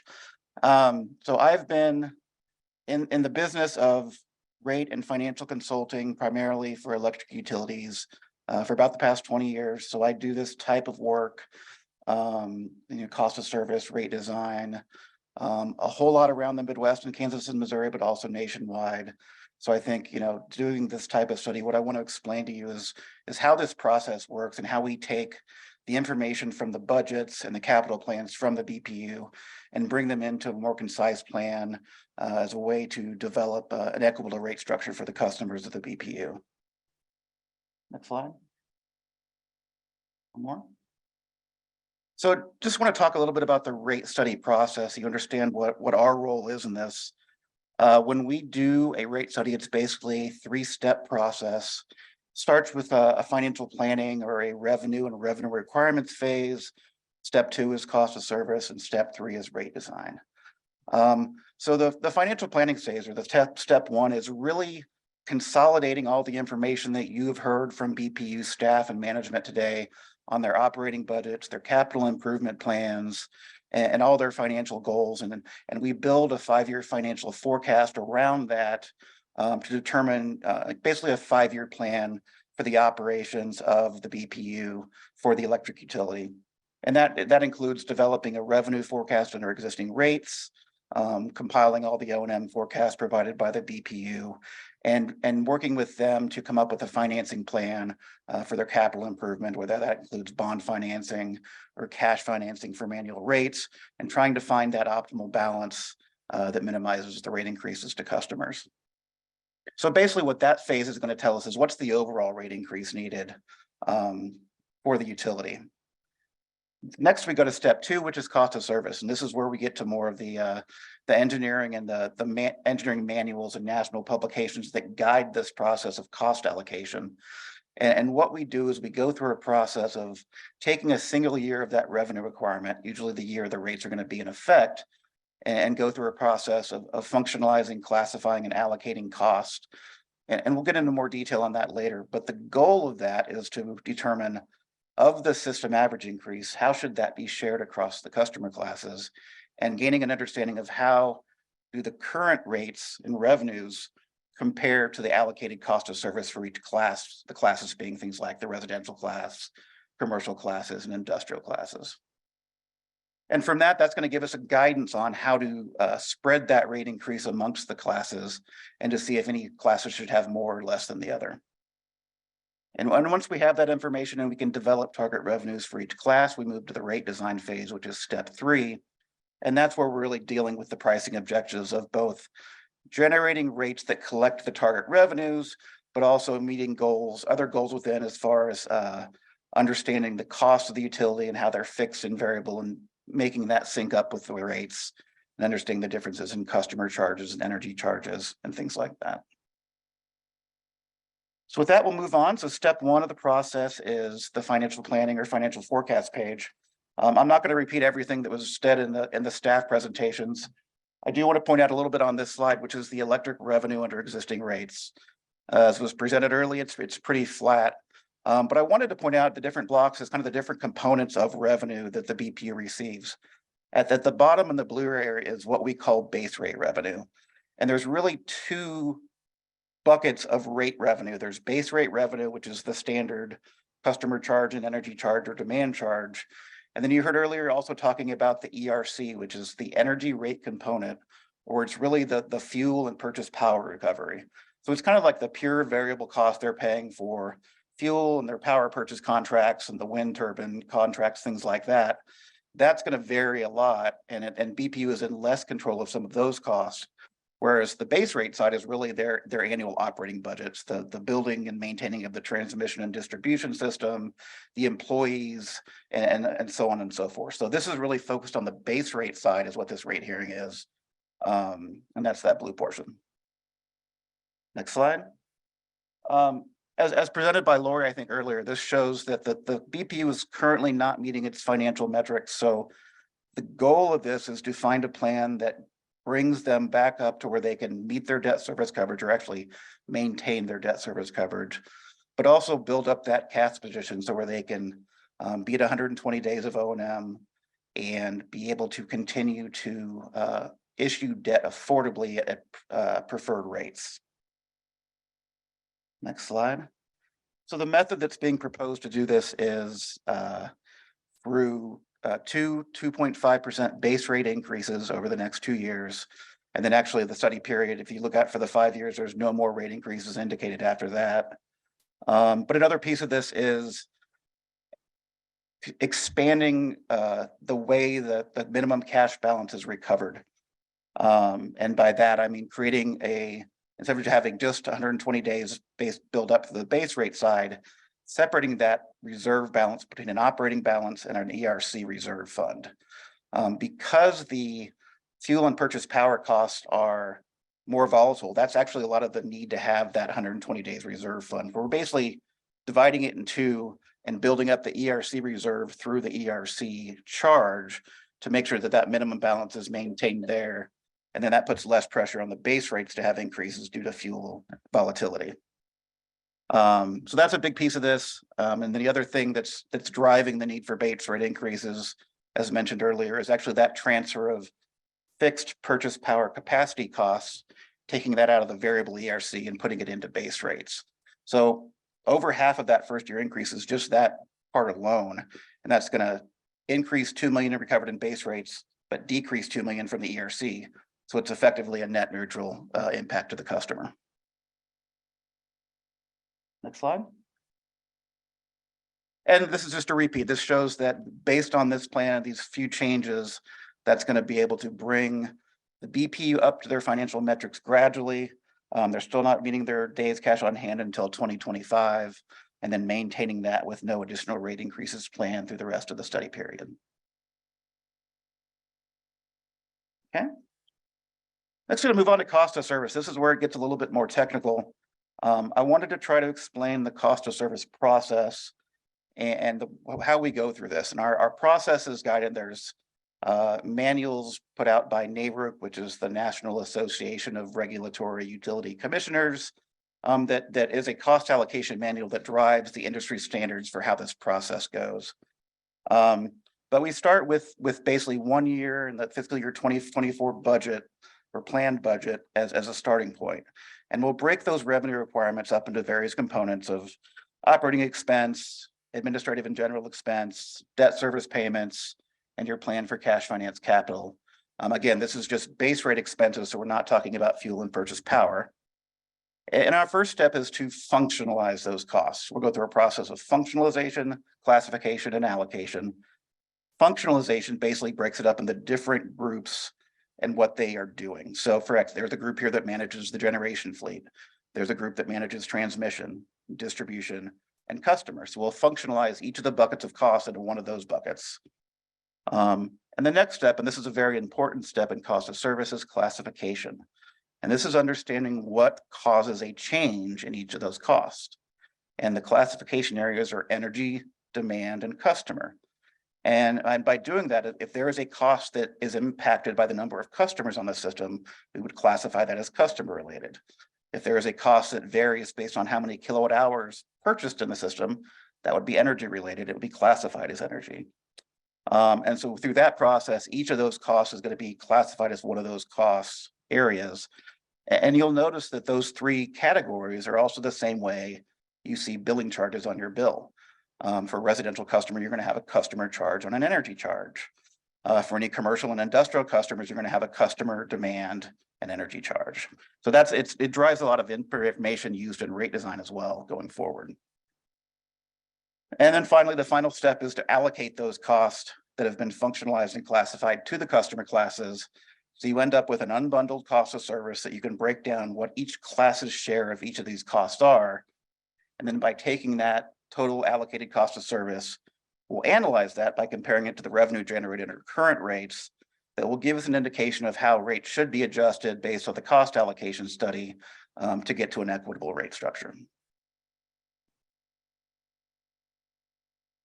There's quite a few steps I'm going to stick in this presentation. So I don't think it's appropriate the level of detail that we go into in the report. But I wanted to kind of jump to the conclusion and the results of the cost of service study. So you'll see on the first two lines that say revenue requirement and revenue under current rates. This is the results of the study that shows the allocated cost of service relative to what they currently generate. The best way to interpret these results is in the bold line in the middle that says indicated percent adjustment.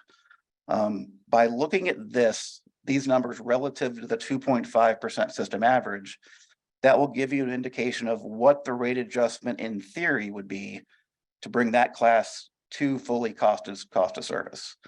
So for example, the residential class, to get all the way to cost of service, you would need an 11.5% increase. Now, we're certainly not recommending that residential would get that. And we're recommending that the BPU continue with its policy as it has in years past of collecting less from the residential customer class than is indicated by the study. Further, if you look at the commercial classes, those percentages are all negative, which means they would indicate a rate decrease because they're over recovering their cost of service. We're not recommending a decrease for those customers, but we use this study as a guideline to make directional changes while continuing the policy that the boards have had in the past. Okay. And this feeds our information as we go on to the next step, which is rate design. So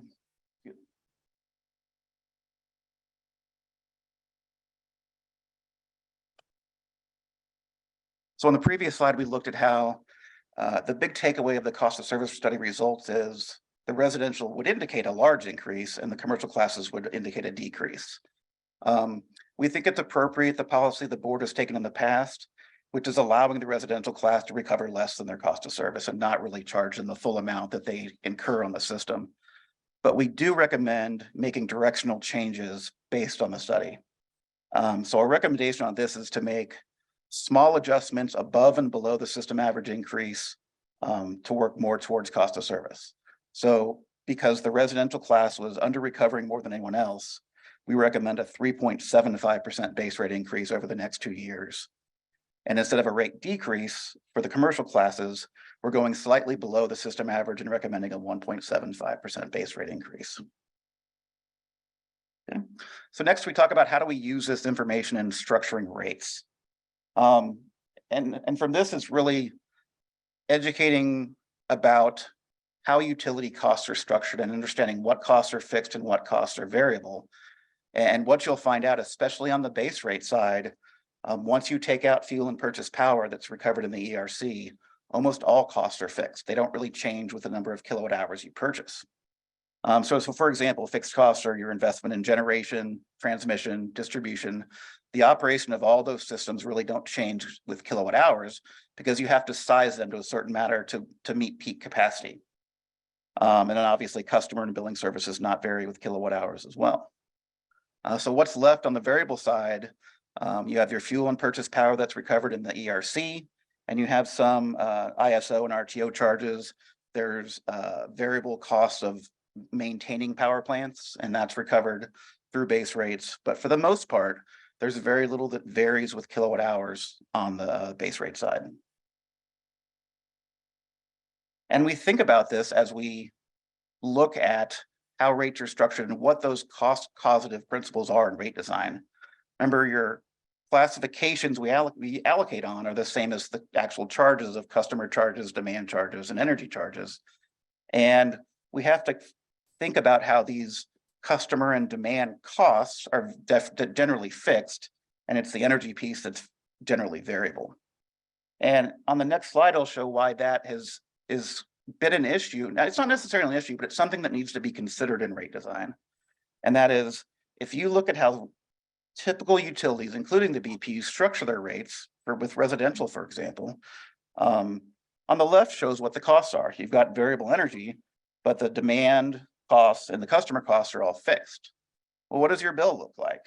You've got a small customer charge that may recover the customer related costs, and everything else is in a variable energy charge.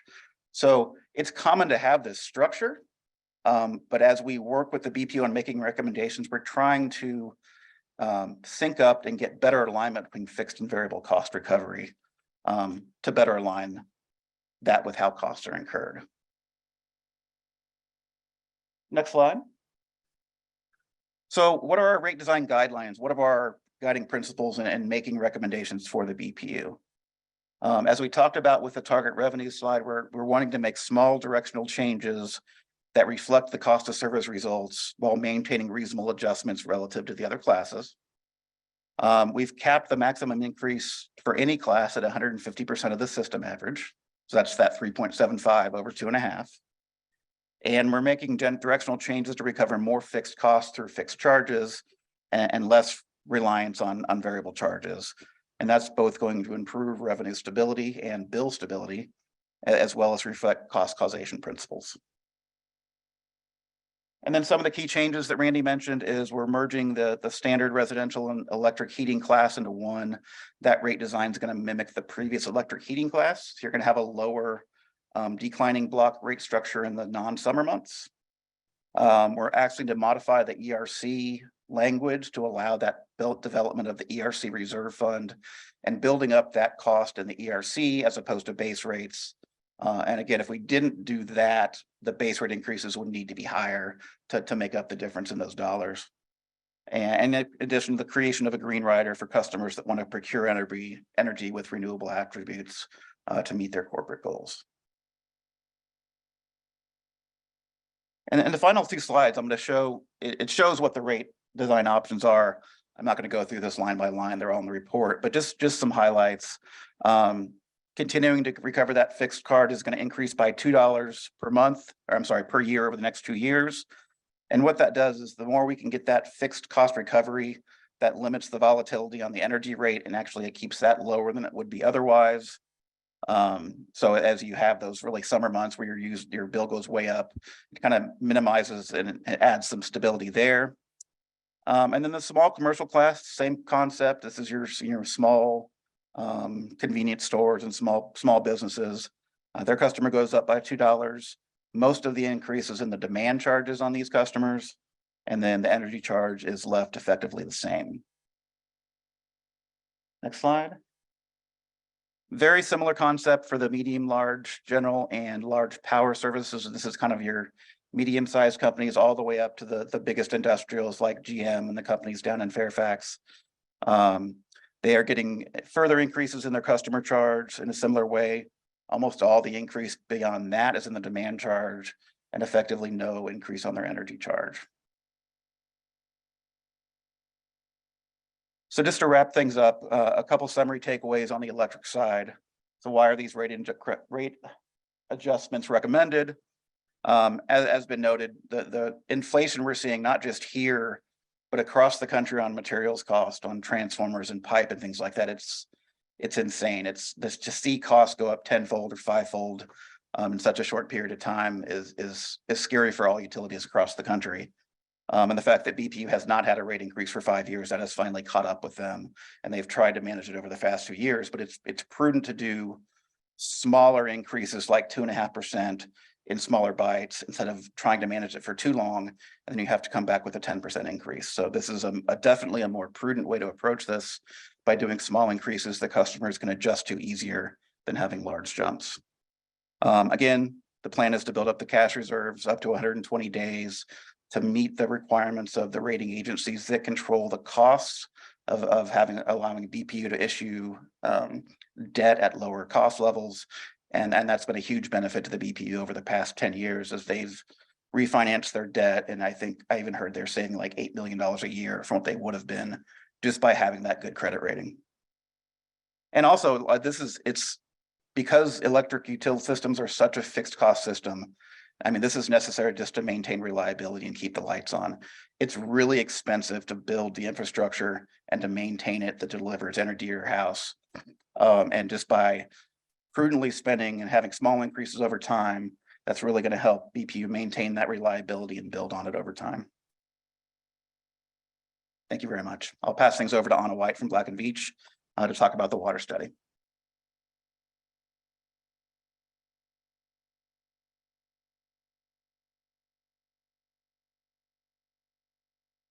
Right. Thank you, Craig. Okay, my name is Anna White. I'm a principal consultant with Black & Veatch, and I'm going to be presenting much of the same information that Craig just presented, but this is going to be with regards to water. So Black & Veatch is an employee-owned corporation. We're located our headquarters is in Overland Park. We focus on engineering, construction, and consulting services in the water and the electric industry. Next slide. Black & Veatch has a consulting practice. There's about 170 professionals in this practice that focuses on the services that are shown there on the left. So financial, cost of service, rate design are two of the big areas where we do focus our consulting services.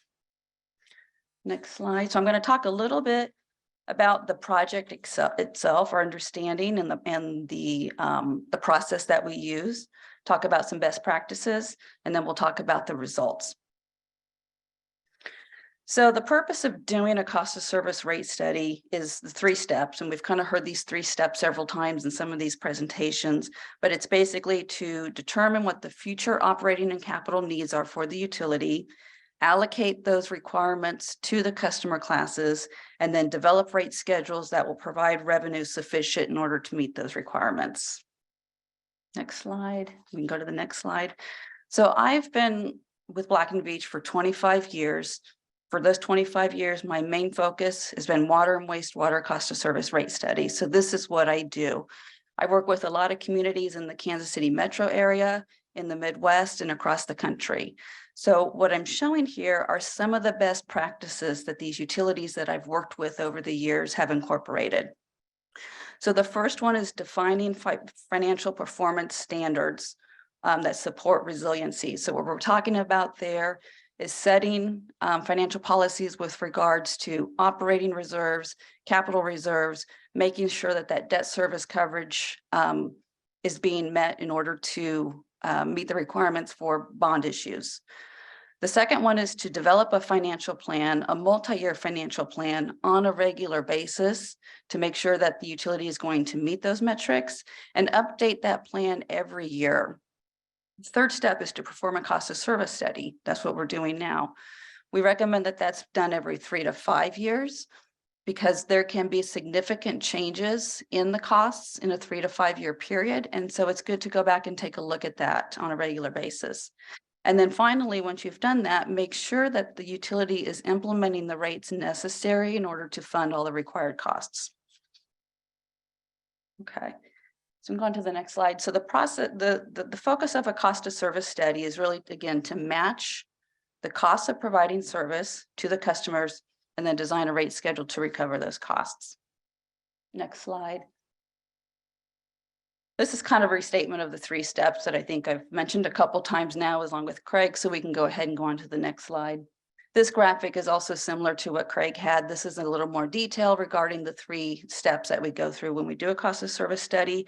I just want to mention that there's an association, an industry for the industry, the American Water Works Association, that issues a manual. It's called the M1 manual. And it lays out the process for doing a comprehensive water cost of service rate study.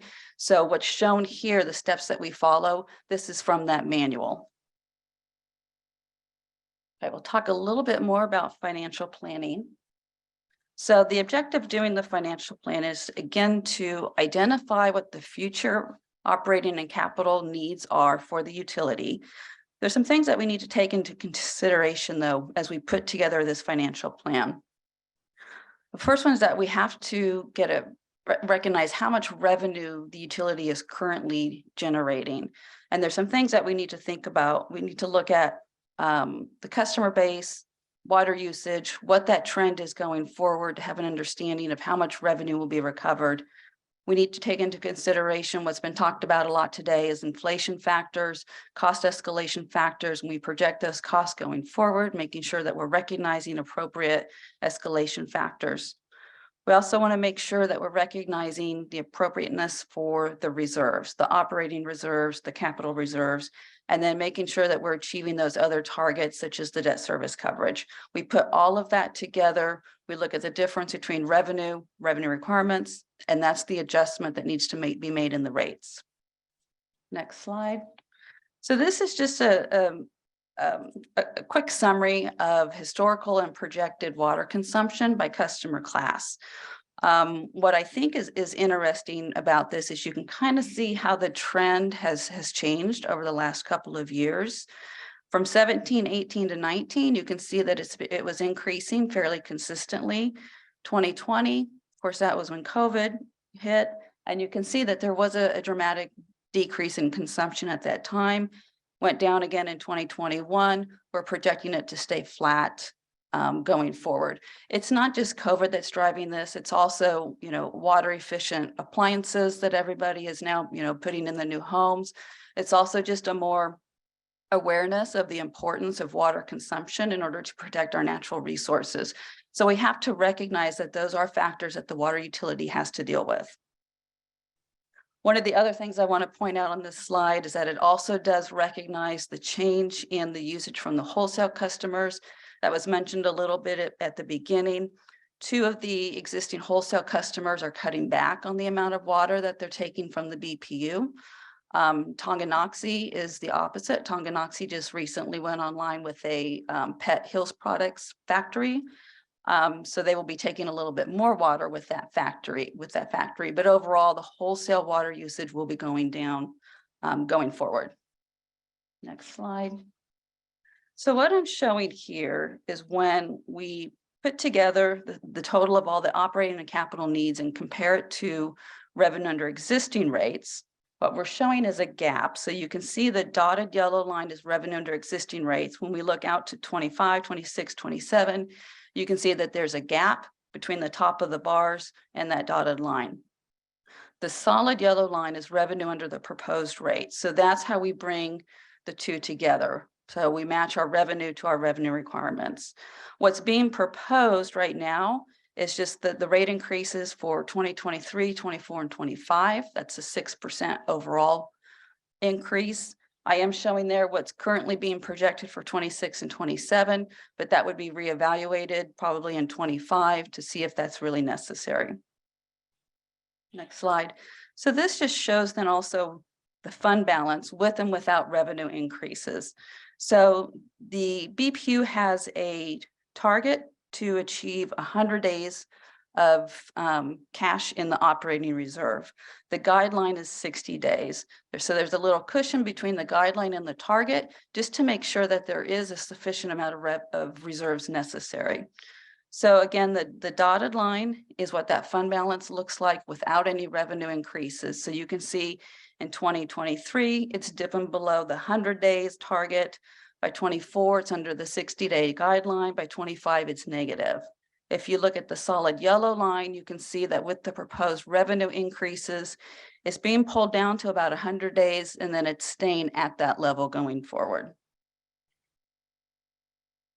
Okay. Cost of service. There's two. I'm not going to talk about it too much because Craig did a really good job explaining the process. I just want to point out that there's two outputs that we get from cost of service. The first one is we get the allocated cost by customer class. This is important because the services are different for different customer classes. So if you think about the retail customers, that's the residential, commercial, industrial, they have different requirements than the wholesale customers. Wholesale customers like Bonner Springs and Suburban Water and Tonganoxie, they get different service from the BPU. So we need to recognize that there's a difference in the customer classes.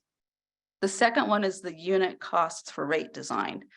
So the rate structure consists of a fixed charge and a volume charge, just like electric. And so when we go through this cost of service step, we need to recognize the costs that are associated with that fixed charge component and that volume charge component. So this is a fairly high level graphic of the water system for the BPU. What I wanted to point out here is the portion of the system that's related to volume versus fixed costs. So what's kind of shown on the top there with the kind of the green background, we have the treatment plant, we have pumping, we have storage, we have all the pipes. All of those assets are designed based on the volume of water. So when we're looking at, how big does the treatment plant need to be? It depends on how much water you need to treat. How big do the pipes need to be? It depends on how much water is going to flow through. So when we were hearing some of the presentation from earlier and talking about the capital costs, I think what you should have heard was that most of those capital costs have to do with volume related assets. The pipes is what we heard a lot. A lot of investment needs to be made in the transmission system, and that's all volume related.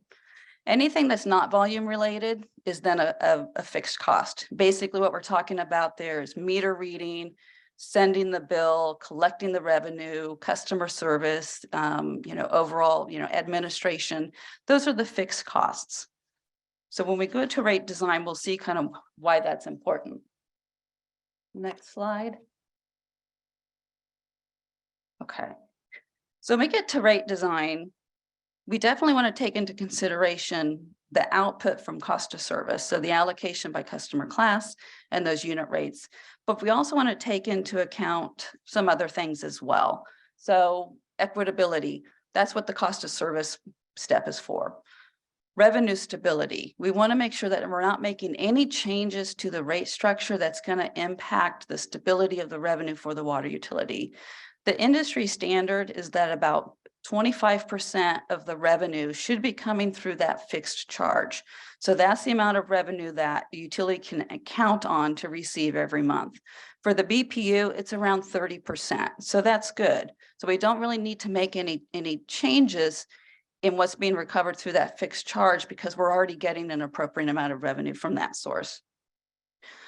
We want to take a look at the rate structure, make sure that it's sending the right price signals, it's recognizing usage patterns, easy to understand. All of these are things that we kind of talk through, take a look at the rate structure, decide if there's any changes that need to be made. Go to the next slide. So the results of cost of service for retail customers, the majority, 94%, have a 5/8 inch meter. Cost of service is indicating that there is no increase needed for a 5/8 inch meter. Approximately, so the way that the water rate structure is developed, so there's kind of two customer pieces. One is just the customer charge. The other, though, is the minimum monthly charge. So for each meter size, there's a minimum amount of water usage associated with that meter size. So if you do not meet that minimum usage, you pay that minimum charge. If you do meet that minimum usage, you pay the customer charge and then you pay the volume charge. So just the customer charge, we're not recommending and seeing any increase in that for the 5/8 inch meter. For that minimum monthly charge, because it does include a little bit of usage, there will be a little bit of an increase in that because there's going to be an increase in the volume charge. For fire protection, similarly, cost of service is indicating no increase in the monthly charge, and the same for the wholesale customers. Next slide. So where we are seeing that increase is in the volume charge. So what we're looking at is approximately an 8% annual increase in the volume charge. So again, that's why when you look at the minimum monthly charge, that's where you will see a slight increase because there's some volume in that charge. We did have conversation with the BPU about the existing rate structure, the volume rate structure. We talked about some alternatives. We talked about the pros and cons of those, what the impact might have on customers. It was decided that there would be no change in the volume charge rate structure. It's a declining block. I'm just showing, oh, sorry. Thought we were on the next slide. Yep. So the graphic there at the bottom is just a very high level graphic just to kind of show how the declining block works. The more water that you use, the unit rate that you pay decreases over time. It's appropriate for the BPU. So as I mentioned, we're not recommending any change to that. Next slide then. So the impact that this is going to have on customers. So as Craig mentioned, the goal of cost of service in designing the rates is to recover as close to 100% of cost of service for each customer class as well as we can. So what you can see in this graphic for residential, commercial, industrial, and schools, we're achieving that. We're right at 100%. So the rates are set appropriately to recover that revenue. For private fire protection, what this is indicating is that the proposed rates for private fire are over recovering based on cost of service. And so this has been the case for several years, going back to previous studies. This has always been the issue. So we're not proposing, of course, any increase in private fire, but we're also not proposing to decrease those rates. We're proposing that those rates just stay where they are. Over time, cost of service will eventually catch up. So we're not going to make any changes to private fire. For the wholesale, you can see it's a little bit under 100%. Cost of service did indicate some significant increases to the wholesale volume charge. The BPU's position was to just apply the overall system increase of 6% for wholesale volume charge. So it's just under recovering just a little bit. Next slide.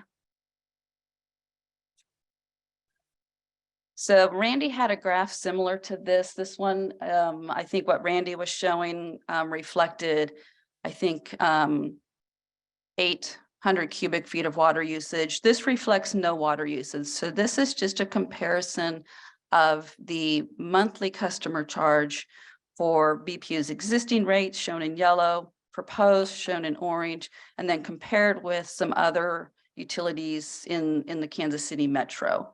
So you can see Kansas City is towards the top. And again, in past studies, we've done this same comparison, and BPU is always kind of towards the top. So it's not a surprise. This does reflect, though, the the proposed rates for the BPU for July of 2023, it does not reflect any potential rate increases in any of these other communities that may be going into place later this year or early next year. Next slide. This is just a little more detailed to show the impact on customers. So 66, the majority of the residential customers inside and outside the city use 700 cubic feet or less per month. So what I'm showing here is what the monthly bills would look like for 3 different ranges, 6, 8, and 1,000 cubic feet per month. And you can see the increase there. If we just look at the 600 cubic feet, that's close to what the majority of the residential customers use. It's about a $2 increase per month each year for 2023, 2024, and 2025. Okay. So summary. So why are these rate increases needed? As we saw, water consumption has decreased over the last few years and is projected to remain at that level going forward. However, operation and maintenance expenses are increasing. We heard about the increases, in inflation that's impacting expenses for chemicals and material. The CIP needs to be completed to maintain safety and reliability. So multi-year revenue increases are needed in order to maintain those cash reserves. We saw that without the cash, without those increases, it'd be a negative fund balance within a couple of years. And again, as it's been said, the existing rates have been in place since 2013. They haven't kept up with the decreasing water usage and the increasing costs. So that's what's driving the need for the increases now. I think that's it.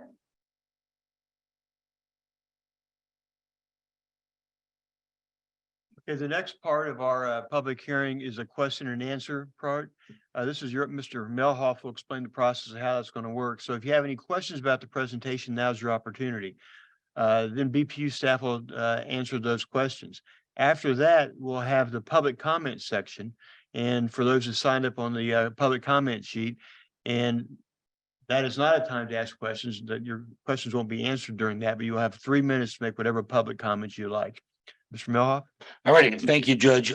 Also, we'll be taking some questions from the chat. So people that are online, there's a few folks on the Zoom, they can put their questions in the chat. So there are some index cards back there.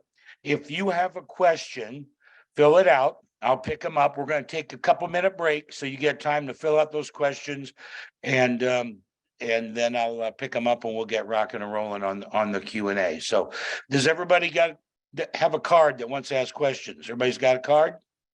Okay, I'll get you some, ma'am. All right, here we go. We'll take a short break while this process is undergoing.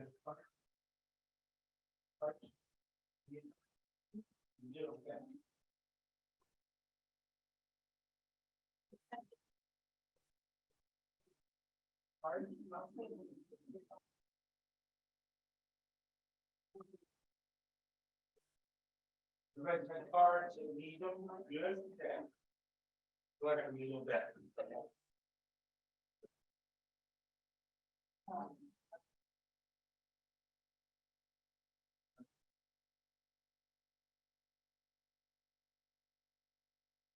Also, if you wish to address, you get your speak. There's a sign up sheet over there, the flat piece of paper, and sign that. Oh,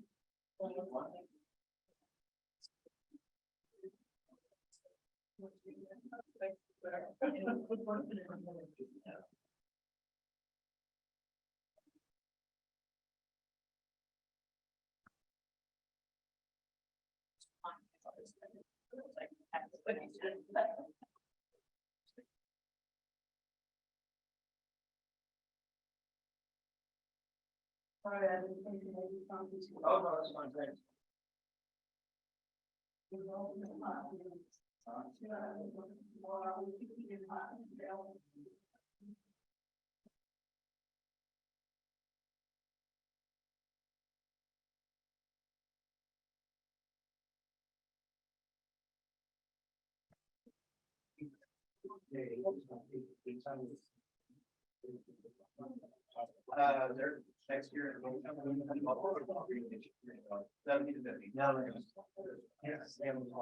So you'll just have a car and the year one has a permit.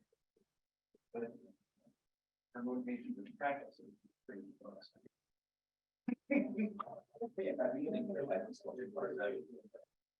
Didn't get out of that.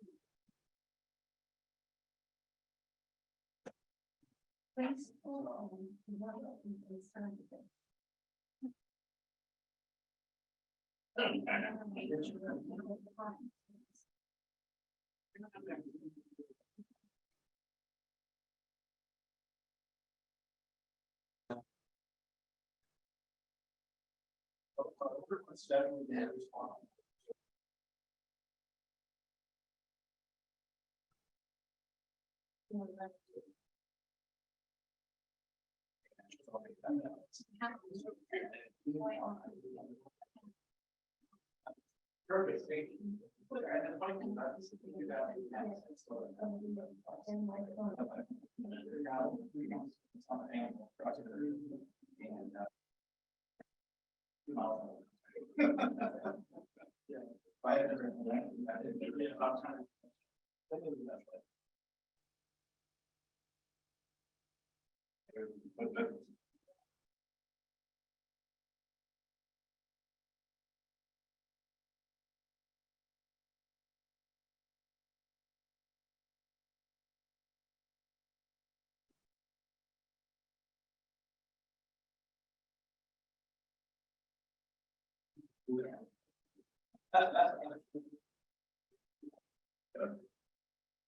A couple more minutes, folks.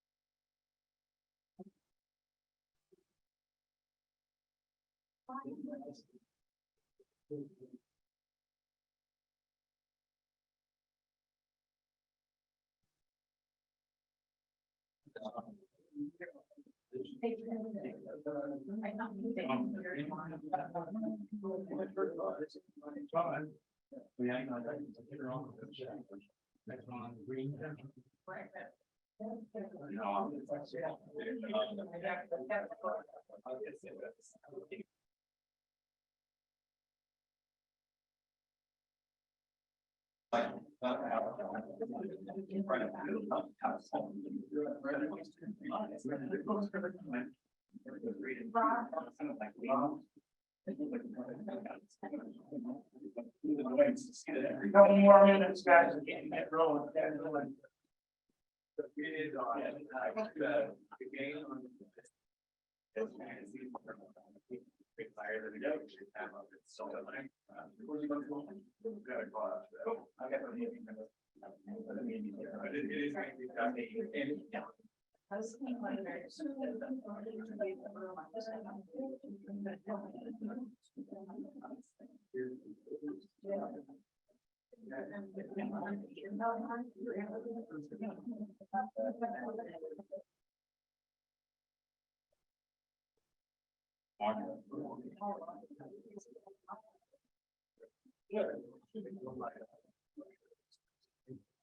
Read out, you're good to go.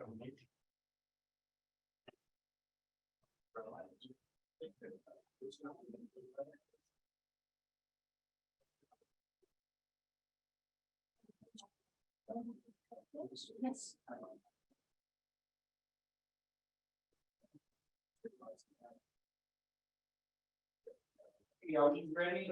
Start our Q&A here, and I'm closing them.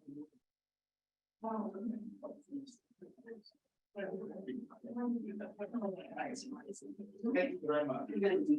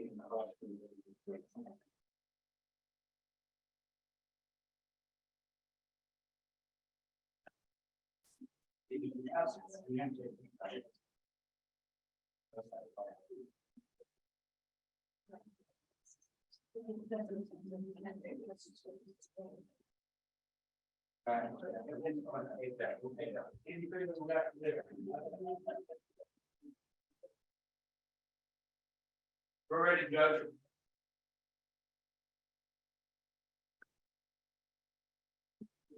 And now we'll reconvene the meeting and start with BPU staff answering the questions submitted, which will be followed by the Q&A.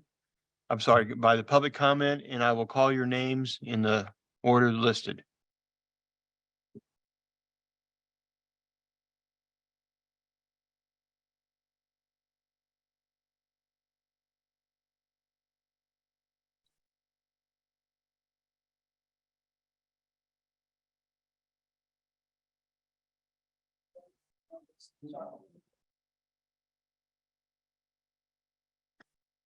The questions have been assigned to the BPU staff based on what kinds of question it is. So different people will come up to answer the questions.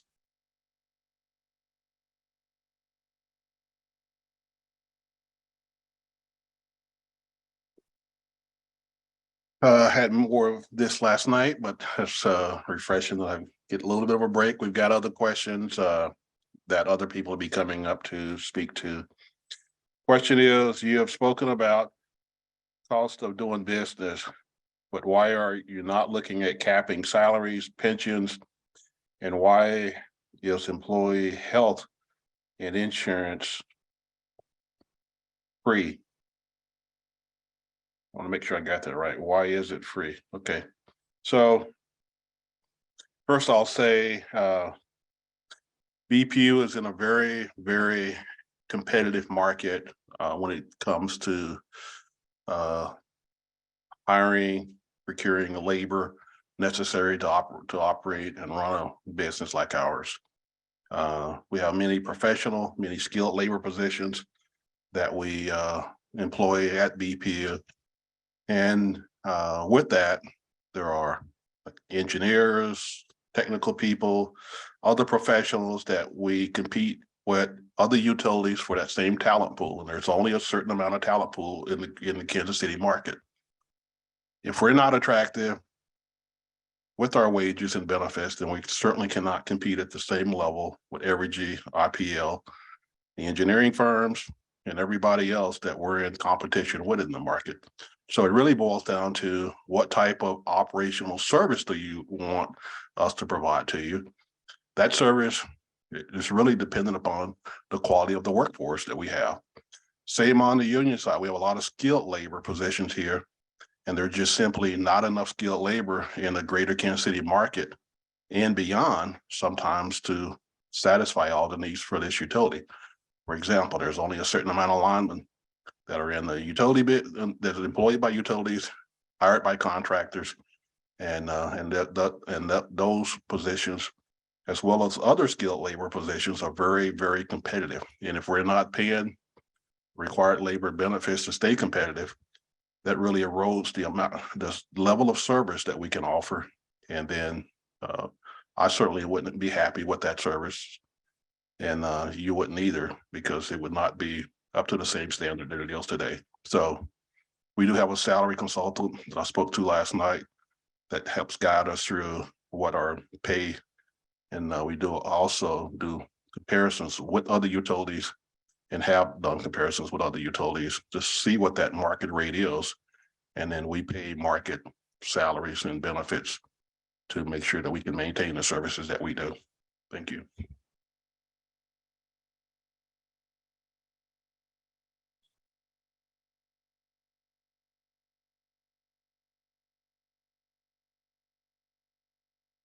Couple questions that I have is, I think Black and Beach speaker indicated no change in rates or remains in 2013, yet everyone's talking about 5 or 10 years.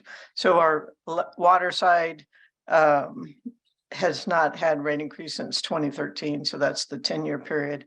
And on the electric side, 2018 was the last. So that's within a 5-year period. So on the electric side, it's 5 years. On the water side, it was 10 years. The other question was, why was the annual debt coverage shown without the pilot revenue? So we show it both ways, and how rating agencies look at us as well. The pilot revenue being included is part of our bond indenture calculation. We show it without pilot, so that we show it on a standalone basis.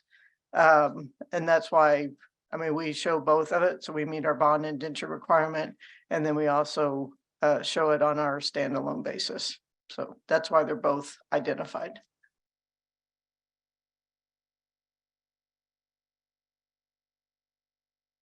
The question that was asked for water was about the grants we received.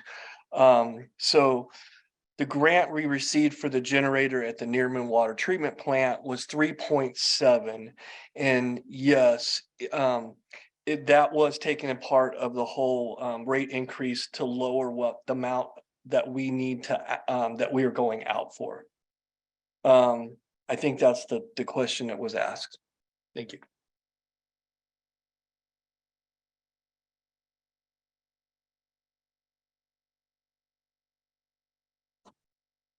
The question is, what was done to include outside revenue sources like federal IRA in rate case? Were these studies transparent? So we do look at the IRA. The IRA was released here in 2022. A lot of that language is still coming out through the Department of Treasury.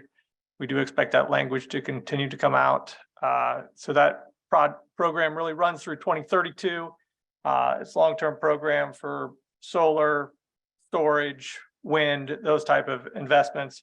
And so as part of the IRP that's coming up, we will revisit those, and those will support some of those renewable projects potentially, at least provide some tax credits related to that.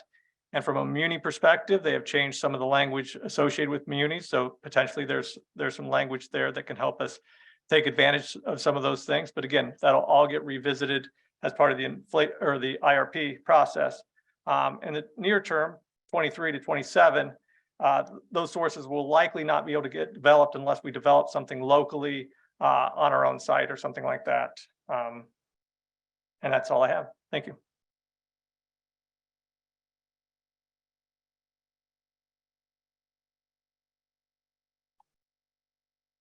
Okay, the question is, what was done to incorporate low income ability to pay and cost related into rate design? I can say this is probably one of the most common questions that we receive across the country is low income, and that it is so, electricity costs have gotten so expensive, and it is a very strong consideration when we work. So 3 areas we address this kind of through rate design and actually overall. First, as Bill talked about in his introduction, there's various community assistance programs, the United Way for bill pay assistance for low income, and that's really more on the broad side. As far as the cost of service and rate design aspect, there's 2 more. There's one, as I talked about, the board's continued policy to allow the residential class to recover less than its cost of service. So unlike the water utility where it's common to have everyone write it 100%, you're under recovering costs from the residential class. So if we were trued up to cost of service, the bills would be much higher.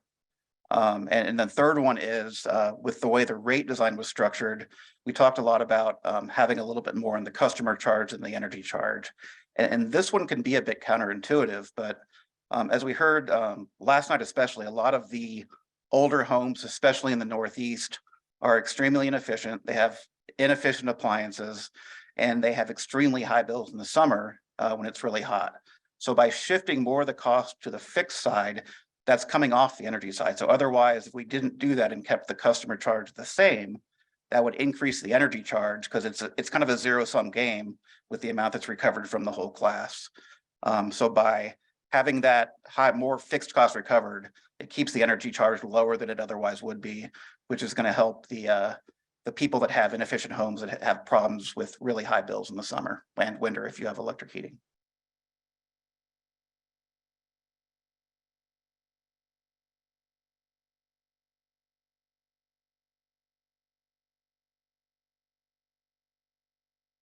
Okay, that concludes our question and answer session, and we'll now begin the public comment session. Everyone who signs up gets an opportunity to speak one time for 3 minutes. I will give you a 30-second warning. I'll call the name in the order sign up. The first name is Fanny Hill.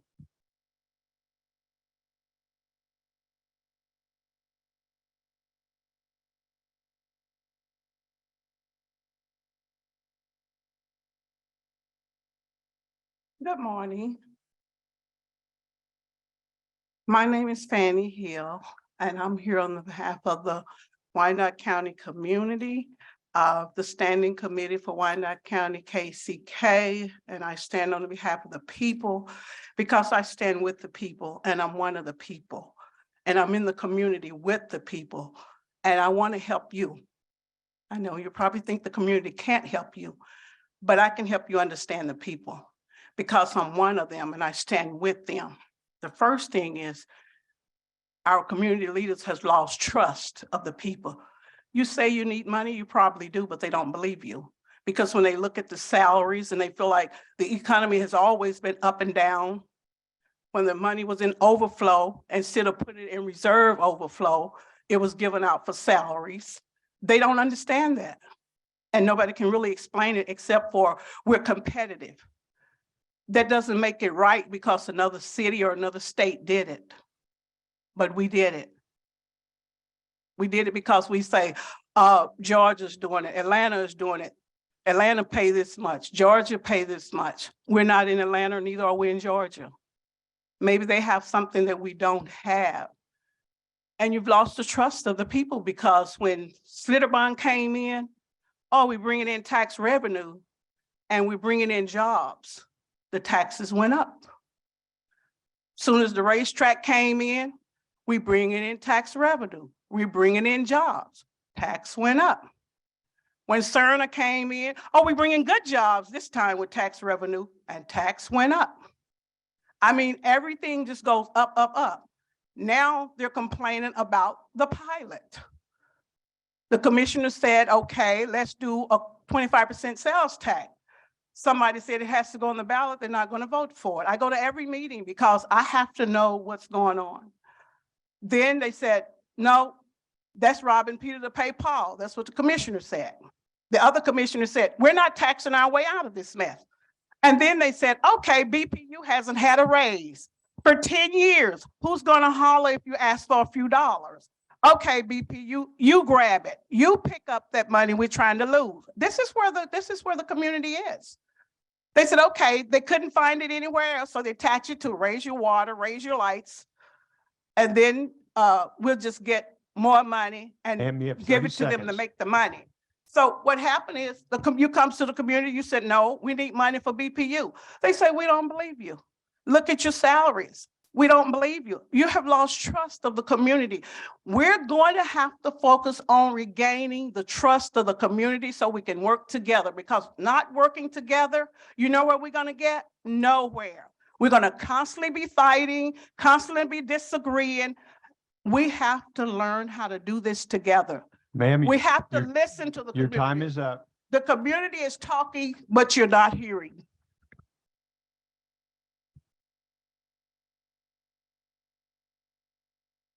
Okay, the next person is Sharon Gaither.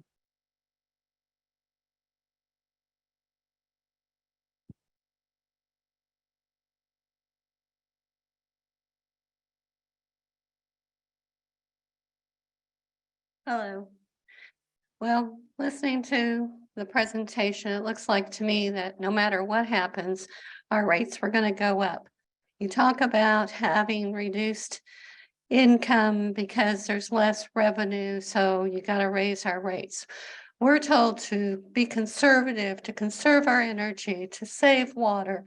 And when we do that and we reduce the cost of our utilities, and that makes you have less revenue, then you decide you still have to raise our rates. Regardless what we do, you're going to raise our rates. And it's not fair and it's not right to do. It's like a double-edged sword to tell people you need to conserve, conserve, conserve, so people do. And then you turn around and say, well, we didn't get enough revenue, so now we're going to raise your rates. We're going to raise this for 6% this year and 6% next year and 6% the year after. So something's going to be 18%. The 6% sounds little, but when you start adding it all up, 18% is a lot. The same with 3.75 for utilities. You add that up and it's now 7.5% rate increase. So you can dance around and put your numbers wherever you want, but the increases are way too much for the people of Wyandotte County. And the next person, is it Eleanor? Sorry, can't read the last name. Pitts? Okay, thank you, ma'am.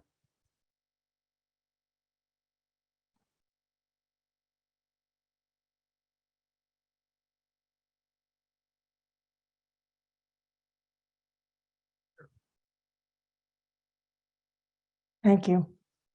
My name is Eleanor Pitts. I listened to all the sales talk. You all are good salesmen. Congrats. However, just because you're selling something doesn't mean I need to buy it. There's a lot of nonsense in this. I know what he said about hiring good employees is absolutely right. This isn't some little coffee shop. This is a major operation. And we do need people with education, experience, smarts to run it. But I'm sorry. When I saw how much you're talking about for insurance, my husband worked for the post office for years, and our insurance was definitely not free. I worked for the school district for years, and our insurance was definitely not free. So if you're providing free insurance and cheap, and they don't have these big co-pays, I'm sorry, that's a pretty good place to cut some fat. I'm sorry, I think they should have, I think everybody should make money. I mean, that's the American way. I think it even says in the Bible, the workman is worthy of his pay. But I'm sorry, I don't think all of you are.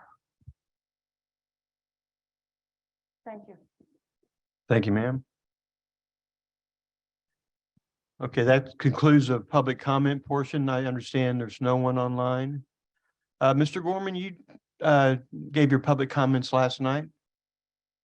True? You get 1 3-minute public comment.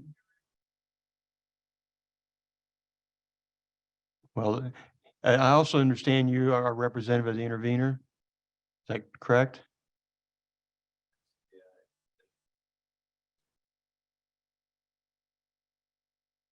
Well, I think you had your 3-minute public comment last night.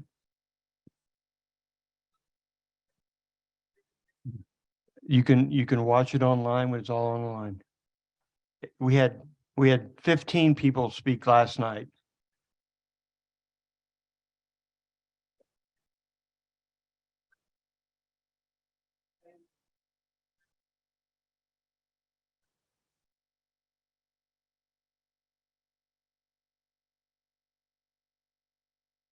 Are there any board members who'd like to make any comments?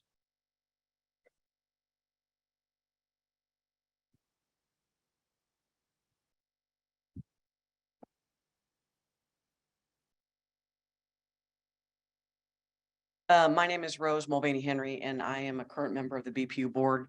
And I will keep my comments very brief. I just wanted to thank all of the public attendees last night in the room and online. And I want to thank the attendees here today. It is very important from my perspective that you all do participate in the process. And I know this has taken time out of your schedule, so thank you.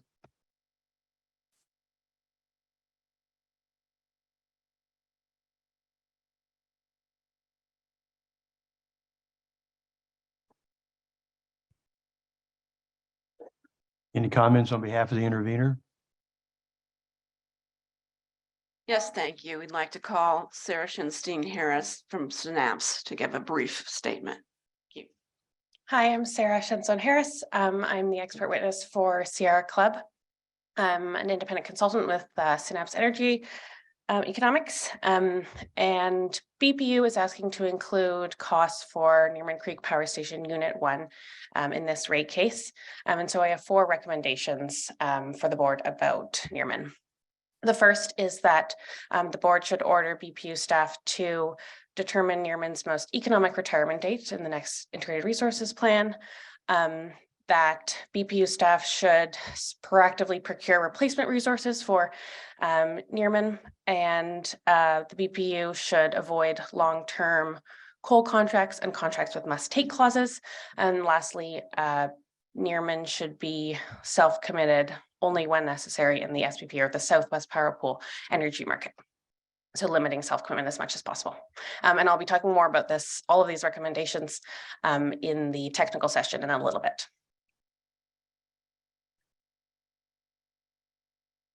Thank you. Are there any closing comments by BPU staff? Just a summary of the process, which I had mentioned at the beginning. This is going to conclude the BPU's public portion and the opportunities for public comment. We'll be taking a short break, and then we'll come back with the technical portion. In that technical portion, as I said, BPU will formally offer into evidence all of the presentations that we've done and testimony and exhibits. And following that, there will be the opportunity for the Sierra Club to give its PowerPoint presentation. I think we'll give you a reminder of this, but we'll follow the same process for questions. It's always more efficient if the questions can be written in advance so that people are prepared to answer them. With that, I think we're ready for our short break. Okay, the hearing will be in recess until how long?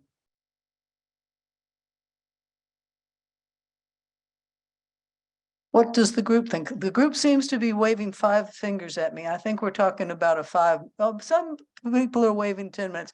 I think we'll probably say 5, but it'll turn into 10 by the time we're done with it. Okay, for 10 minutes. Thank you.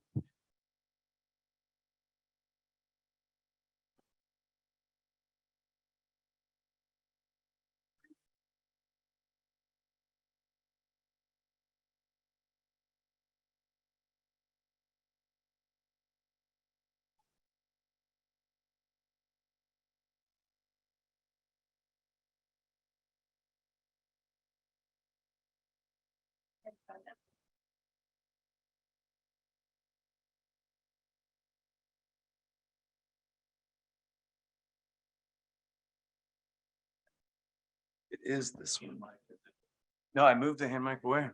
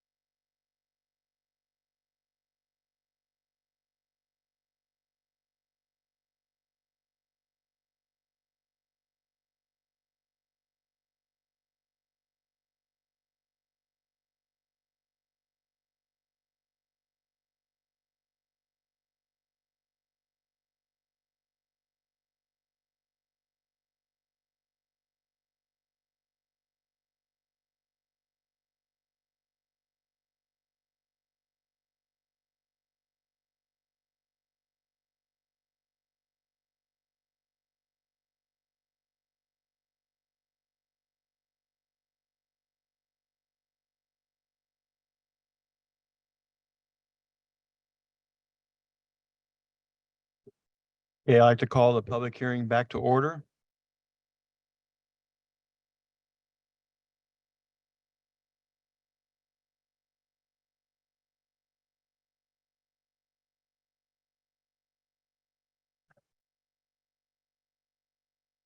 Mr.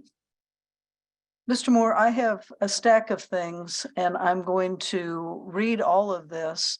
And then I am going to offer all of this into evidence. All of the BPU witnesses who spoke, other than Mr. Johnson, also had pre-filed testimony that was provided to the Sierra Club and to the board in advance of the hearing. Each of the persons who has the pre-filed testimony also has an affidavit so that I don't have to ask them the basic questions about their name, their position, the fact that they pre-filed testimony, and that they certify that the facts, information, opinions, and conclusions stated in the pre-filed testimony are true and correct.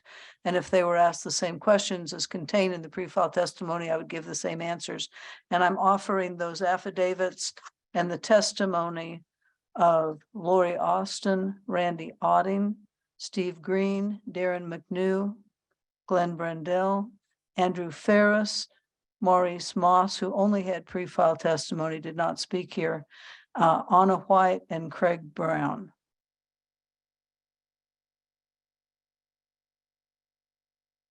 Has the intervener received and had an opportunity to review those? They'll be admitted. The BPU yesterday introduced the notice of rate hearing and affidavit of publication as BPU Exhibit 1. I'm going to go through the other exhibits and list them all at once. BPU Exhibit 2 are the financial policy guidelines that Ms. Austin referenced in her testimony. BPU Exhibit 3 are the credit rating reports that Ms. Austin referenced in her testimony. BPU Exhibit 4 is the BPU PowerPoint presentation that was given last night and this morning. BPU Exhibit 5 is the water rate handout that's on the side table. BPU Exhibit 6 is the electric rate handout that's on the side table. Anna White has 3 exhibits. AMW Exhibit 1 is her experience that was also alluded to in the PowerPoint presentation. AMW Exhibit 2 is the report on revenue requirements, cost of service, and water rates. That was filed about the time that the notice of public hearing was put out, and that's been on the BPU website for well, nearly 90 days. And AMW Exhibit 3 is the Black and Veatch PowerPoint presentation given last night and this morning.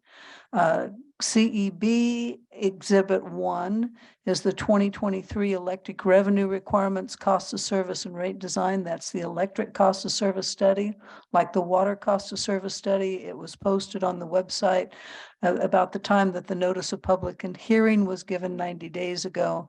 And then CEB Exhibit 2 is the 1898 and Company PowerPoint presentation. And I will note for everyone in the room and those watching on Zoom that all of this testimony and all of these exhibits, to the extent that they're not already on the website, will be put on the website when we can get them up there. And that most of these, other than the PowerPoint presentations, were previously provided to the Sierra Club, and we will forward them to the Sierra Club once electronically, once I get my computer turned back on. So I would like to offer all of these exhibits into evidence. Thank you. Exhibits 2 through, well, all the exhibits referenced will be admitted into evidence.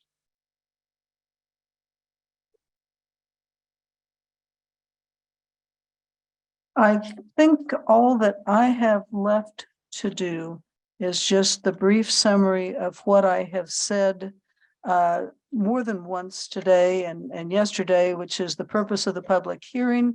And I'll close out this technical portion by saying that the purpose of the public hearing is to determine the expected costs and subsequent revenue requirements of the electric and water utilities, to consider electric and water revenue adjustments, and to determine how rates should be allocated to the various customer classes. There are also proposed changes to the rate application manual relating to electric rates. And we think that the public information presented in the public portion and then this technical portion satisfy the purpose of the public hearing. Also, like the board president indicated, we appreciate the opportunity to hear from the public comments about both these utility matters and general utility matters. I think, unless someone glares at me, that is all I have to present during the BPU's direct portion of this technical hearing. No one's glaring at me. No one's waving their arms saying I left something out. So I am going to turn this hearing over to the intervener and its counsel for its presentation. As I've said, if you have questions, we expect them to be handled the same way that is written on cards. Mr. Melhoff will collect them or put them in the chat. Mr. Melhoff will note those and then we'll get them to the intervener.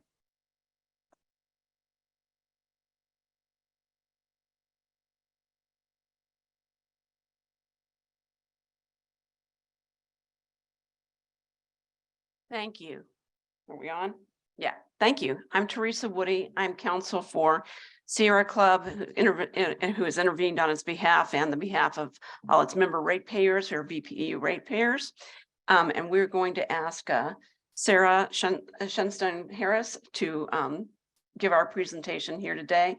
If you'd like to swear her in, thank you. Raise your right hand. Do you swear or affirm to tell the truth, the whole truth, and nothing but the truth, so help you God? I do. Thank you. Okay, can move to the next slide, please. So I'm Sarah Shenstone Harris. I'm a senior associate at Synapse Energy Economics, which is a consulting firm that specializes in the natural gas and electricity sectors. And I myself focus on electric integrated resource planning and energy economics. But I actually come from public power. I used to work at Reading Municipal Light Department, which is one of Massachusetts' largest public utilities. And there I help manage their energy portfolio as well as do some rate making. We can go to the next slide, please. So BPU is requesting to include costs for Nearman's ongoing operations in this rate case on the magnitude of about $58 million for each of these 2 years. And I was asked by BPU or by Sierra Club, sorry, to review this rate case, focusing specifically on Nearman Creek Power Station Unit 1. Next slide. So I have 4 recommendations, and I'll talk about each of these throughout the presentation, but I just wanted to start off with them here. So the first recommendation is that the board should order BPU staff to determine the most economic retirement date for Nearman. The second recommendation is to proactively procure replacement resources for Nearman and the energy and capacity that Nearman now serves. The third recommendation is to avoid long-term contracts and contracts with must-take clauses. And lastly, recommendation 4 is to avoid self-commitment of Nearman into the SPP or the Southwest Power Pool energy market as much as possible. But before we get into those recommendations, I just wanted to go over a bit of background here, just so we're on the same page about Nearman and about the electricity grid in general. So first of all, when I refer to Nearman throughout this presentation, I'm referring specifically to Unit 1, so the coal-fired generator, not the CT plant. And Nearman Unit 1 is a 250 megawatt coal-fired generator, and it's about 42 years old. This is a graph here from the 2022 energy generation mix of BPU, and you can see that Nearman's generating about 40% of energy, and BPU expects Nearman to generate about that much going forward. So no major changes to this energy mix. Next slide, please. Oh, yeah, perfect. So what are BPU's long-term plans for Nearman then? BPU is estimating a retirement date of about 2040, which is 17 years from now, when Nearman will be just under 60. And this date is based on when Nearman's bonds are going to be paid off. Although this is somewhat arbitrary as the bonds will likely be paid off around 2045 and the plant will be fully depreciated around 2050. But at any rate, it's based on Nearman's sunk cost or the debt schedule, which is not the most rational economic way of planning. So this retirement date is not based on economics. And I'll explain what that is and why that's important in a little bit later, but that's basically my first key recommendation is to determine the most economic retirement date for Nearman. Next slide. Okay. So to take a step back, I just want to talk a little bit about the electricity grid. So we all know we're in the midst of a major change in the energy transition. We're seeing more and more renewables increase all across the US and in SPP, Southwest Power Pool. So this is a slide or a figure showing the generation mix over the last 10 years in SPP. And you can see coal generation has declined quite substantially over the last 10 years. That's that line in blue there. And in its place, wind has increased. That's that dark pink line that's just going up there. And this is the result of a few factors, changing economics of renewables. So renewables are getting more and more affordable. There's also some policy drivers here, but also some of the coal plants are getting older, they're becoming less and less economic, and they're retiring. There's also a really high potential for wind and solar in SPP. I just found out Kansas is the windiest state in the US, but there's just a really high potential for wind all across the prairies, as we know. And then solar, there's also high potential here as well for solar. Next slide, please. So that was the trend over the last 10 years, and we're expecting this trend to continue forward. Most of the resources in the interconnection queue for SPP, so the resources waiting to interconnect to the grid are renewable. So they're wind, solar, batteries. And what's interesting about this change is that it affects how we operate the grid. So we know that renewables are zero cost generators once they're built. So they don't cost anything to make power. And this means that over time, they outcompete marginal, more expensive resources like coal. And so we're moving towards an energy system that needs more flexible and nimble resources.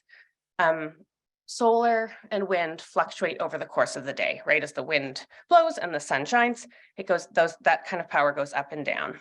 And to balance that out, we need resources that also can go up and down to match that load and balance that supply rather.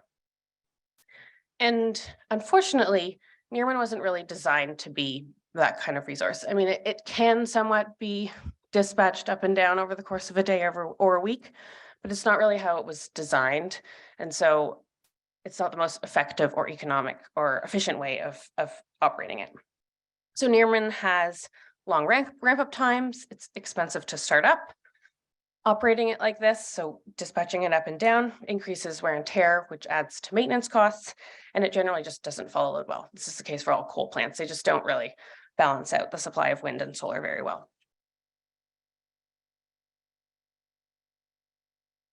So this leads me to my first recommendation to determine Nearman's most economic retirement date.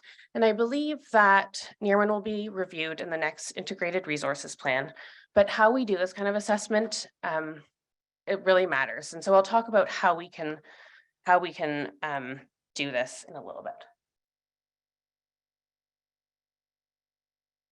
Okay, so for starters, I reviewed Nearman's economic performance going forward using BPU's own numbers and own data. And I found that Nearman's costs that it incurs are exceeding the revenue, or sorry, the value it provides to ratepayers. So it's incurring net losses of about $11 million per year. And how I did this analysis was I added up all the costs that Nearman's incurring every year, plus all of the value it's providing to ratepayers every year. And when we add this up, if it's a negative cost, it means that's a negative number, it means it's operating at a net loss. If it's positive, it's providing a net benefit to ratepayers. But ideally, over its lifetime or over some period of time, the value and the cost should roughly break even. So I'm going to walk through this graph here and talk about how I did this analysis. So on the left is dollars. And anything under the zero line is a cost, anything above is a value. So starting from the bottom, oh, and each of those bars is a year. It's kind of cut off, but it's 2023 to 2027. So capital costs is in green. Then we have O&M costs in red. So operations and maintenance, this includes fixed fixed O&M costs and variable O&M costs. And then in yellow, we have fuel costs. And again, all of these numbers are coming from BPU, they're BPU's projections. And then in blue, we have generation revenue. So that's the revenue that Nearman makes in the SPP energy market. And then we have capacity value. So the value that Nearman's providing as generation capacity. So SPP doesn't have a capacity market like some grid operators do, but utilities have to have a certain amount of generation capacity on hand. And if they don't, they can either build a new plant or they can buy capacity in the bilateral market. And BPU does buy some capacity bilaterally. And this is how I calculated the capacity value for Nearman. So I applied Nearman's BPU's weighted average of their capacity contracts and multiplied it by Nearman's enforced capacity to get this capacity value. And basically what it's saying is if Nearman didn't exist, how much would it cost to replace its capacity? Next slide. So I want to draw your attention here to the O&M costs in red. And you can see they're quite large here. And Nearman's operations and maintenance costs are actually 1.5 times higher than the average for similar coal plants of similar size. So it appears that BPU customers might be overpaying to run Nearman. I'd also like to point out that, so Nearman's incurring net losses of about $11 million per year, but over the course of these 5 years out to 2027, that's $47 million. So quite a lot. But if Nearman operates to 2040, as it's currently planned to do, that $47 million that's being passed on to ratepayers could really balloon. Okay, next slide. So BPU is also forecasting capacity factors or utilization rates of Nearman that increase. And you can see that on this graph here in that yellowy goldish color.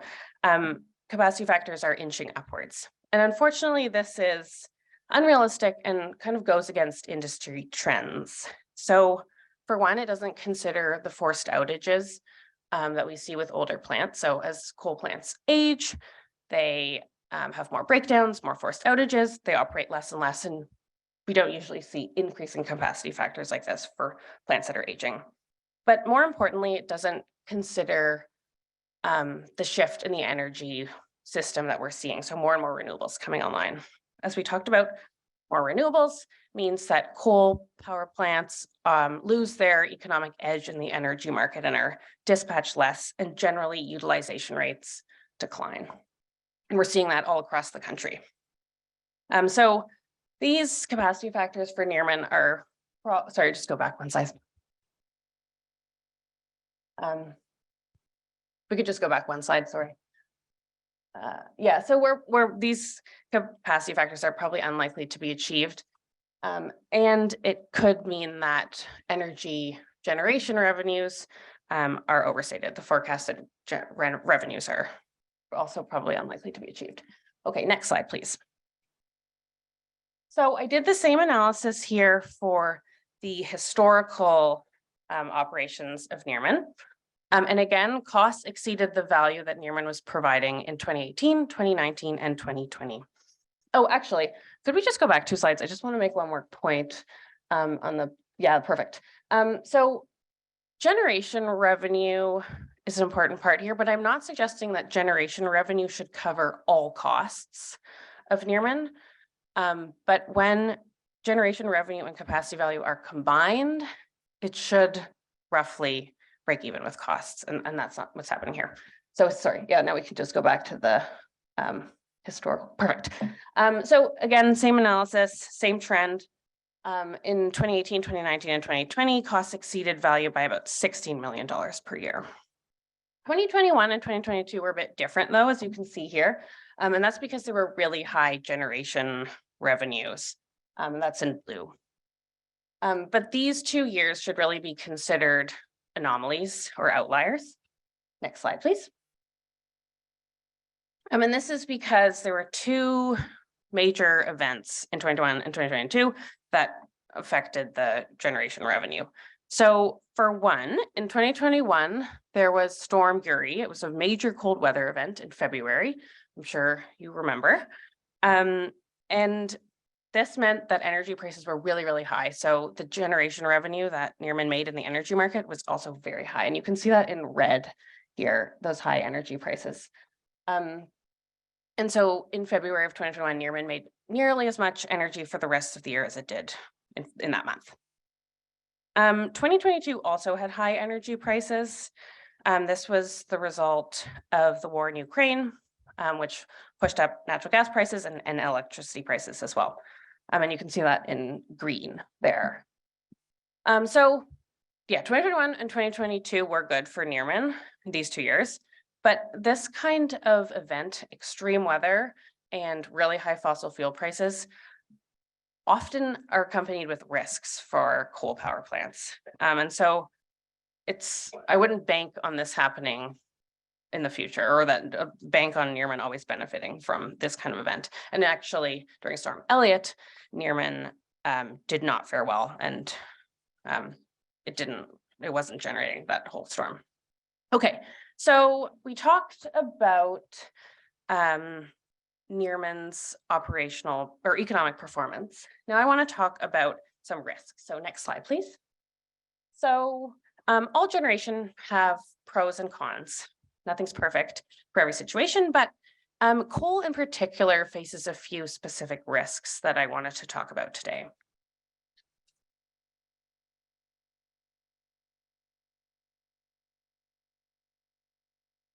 Okay, so the first is environmental regulation. So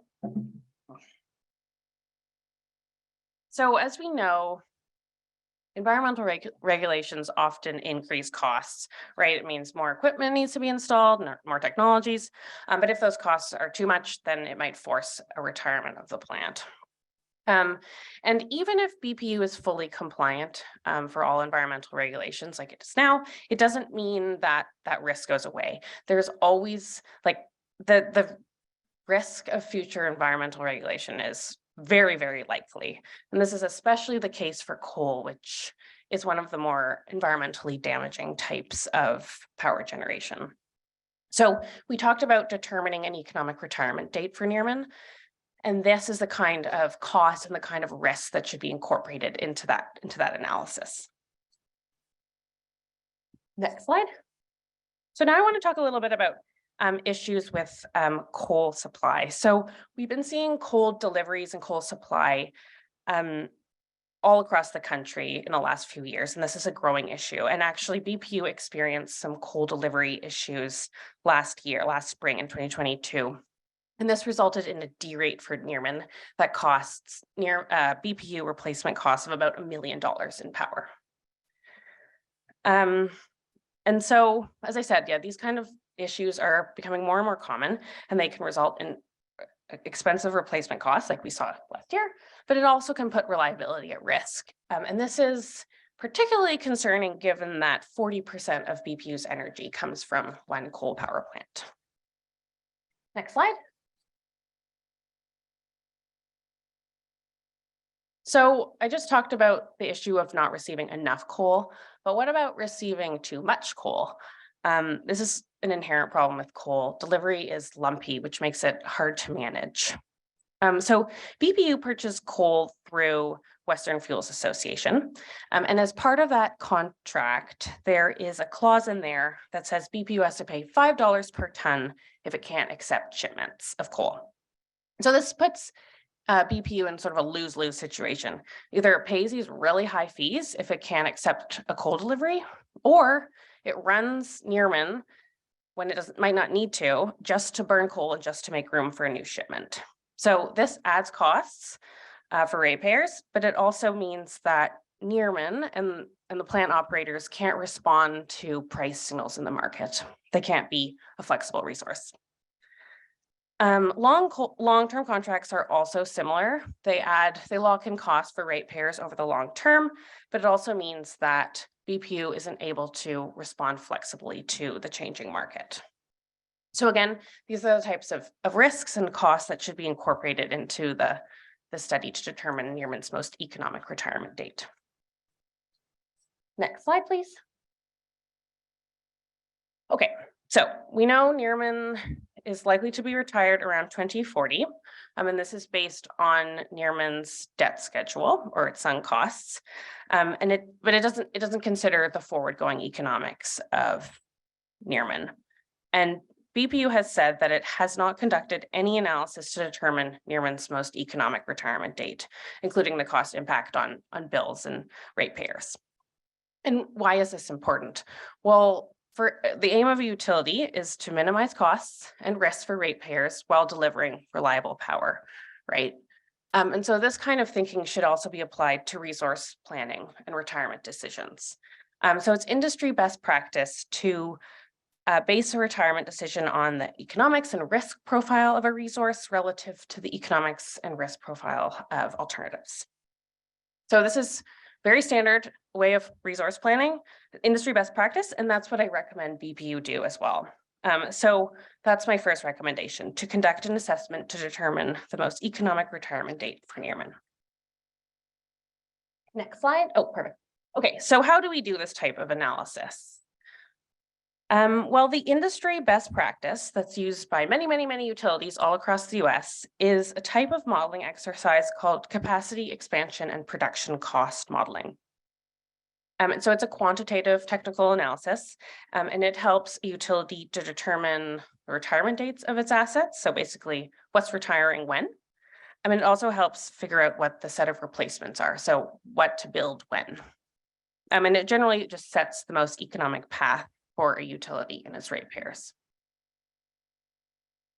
Next slide. Okay, so we're getting a bit into the weeds here, but I just wanted to give a little bit more information about this type of analysis. So it involves two steps. The first step is capacity expansion modeling.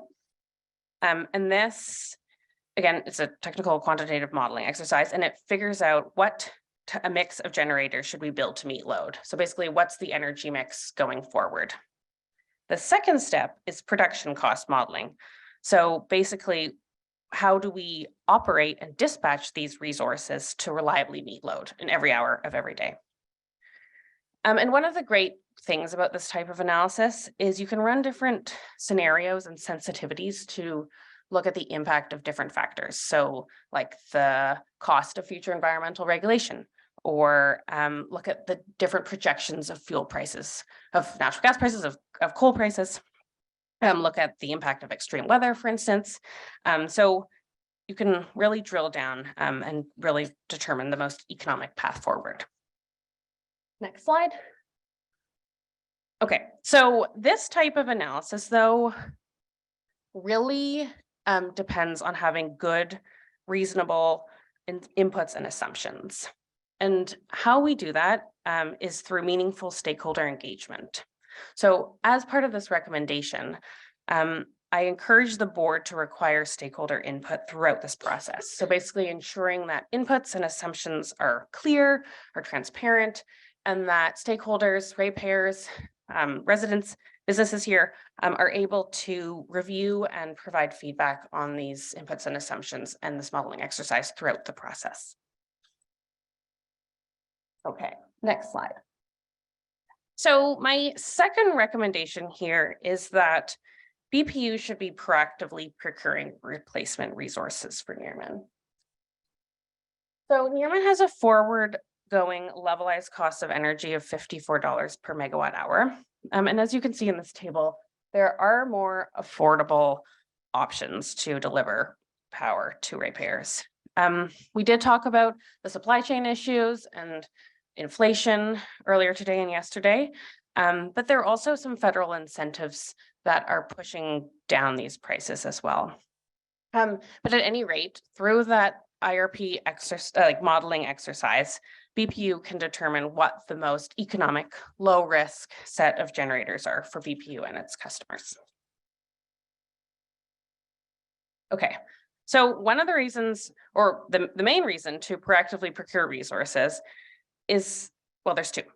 The first is that Nearman could have to retire early. There could be future environmental regulations that could come out quite soon that might force Nearman to retire early. And the second piece is that procurement takes time. So this is the case both for own generation, so generation that BPU would own, but also power purchase agreements. So it takes time to find sites. There's a wait time to interconnect with the SPP grid. Takes time to supply and deliver equipment. And then contracting and approvals also takes time. Next slide. Okay, there are also some benefits through the Inflation Reduction Act that are available now. Some of them expire in 10 years, some of them expire in just a few years. So it would be a shame if BPU lost out on the opportunity to act on some of these benefits. So I know this slide, kind of a wall of text here, but there's three pieces I'd like to make sure you're aware of today. So the first is the direct pay option. And I believe Mr. Ferris talked about that just a minute ago, but basically before, tax exempt entities like BPU weren't able to take advantage of the investment tax credit and the production tax credit, which is for wind, solar, and batteries. But now through the direct pay option, you can. So basically receiving these tax credits as a check rather than a credit. The second piece here is the energy community adder. So basically the investment tax credit and the production tax credit increased by 10% for energy communities. And energy communities are a term that have come out of the Inflation Reduction Act, and they're geographic areas. And there's a few different types of energy communities, but one of them is an area where a coal-fired power generation has closed. So if Nearman retires, that area, that census tract around Nearman would become an energy community. And resources that are like solar or wind or batteries that are built in that energy community would be able to have 10% added onto their ITC or PTC. Again, this would be through direct pay. The last piece here is that there are loans available through the Department of Energy Loan Program Office for the repurposing or replacement of energy infrastructure that has retired. So again, if Nearman retires, BPU could apply for a loan to build replacement resources or repurpose equipment at the Nearman site. This loan, though, expires in 2026. Okay, next slide. Okay, so my third recommendation is to avoid long-term coal contracts and contracts with must-take clauses. Next slide. So we already saw this slide a few minutes ago, and we talked about the issues with coal contracts limiting BPU's ability to respond to a changing market. And these kind of contracts also lock in costs for ratepayers. And so for these two reasons, I am recommending that long-term contracts and contracts with must-take clauses are avoided if possible. And I understand that long-term contracts protect against fuel price volatility, that's their benefit. But when we think about the changing electricity grid and the need for flexibility, this kind of contract just doesn't make sense. Okay, next slide, please. Sorry, I'm talking too close. Okay, recommendation 4 is BPU should avoid self-commitment into the SPP energy market as much as possible. So BPU is a member of SPP, Southwest Power Pool, and that's how its resources makes money by participating in the energy market. Or that's how it makes energy revenue. And there's a few different ways to participate. And I'm just going to talk about the first two here, market commitment and self-commitment. Next slide, please.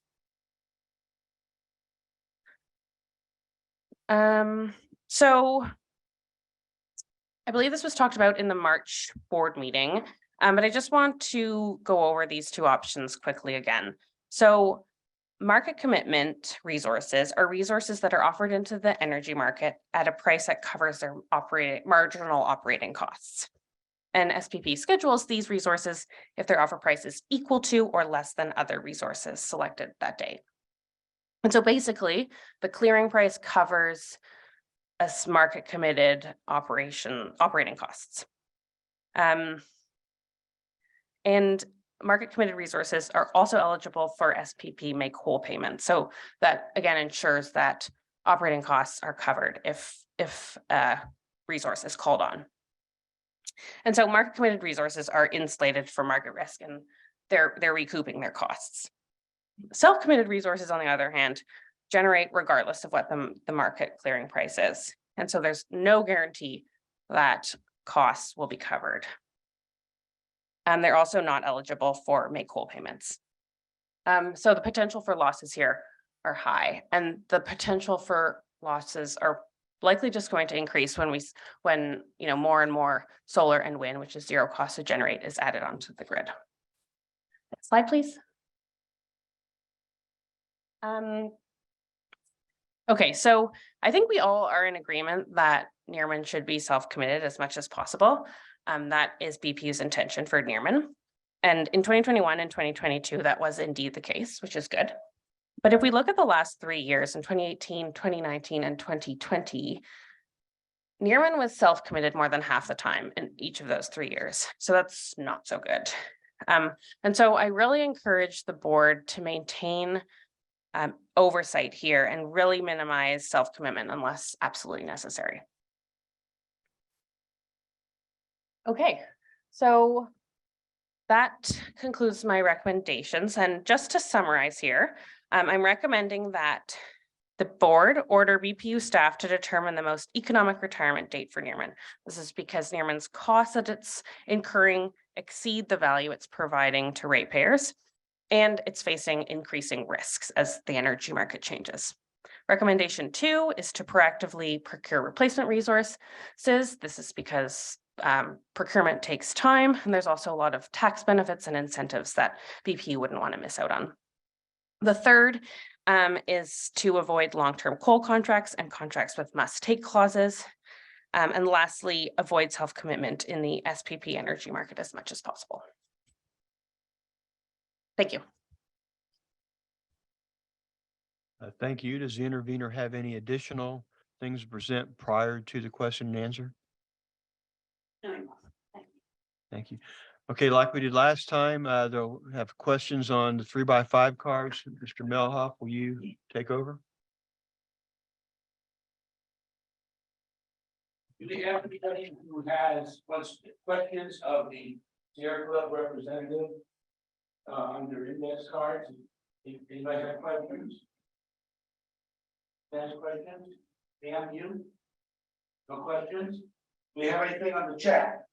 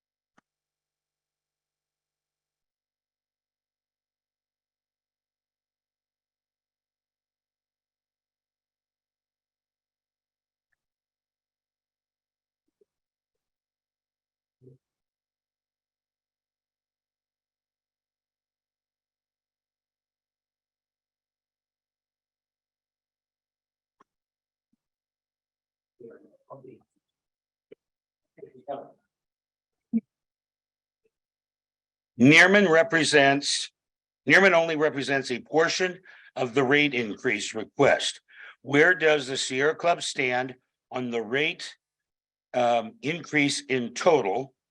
And then I have a second question for you. Okay.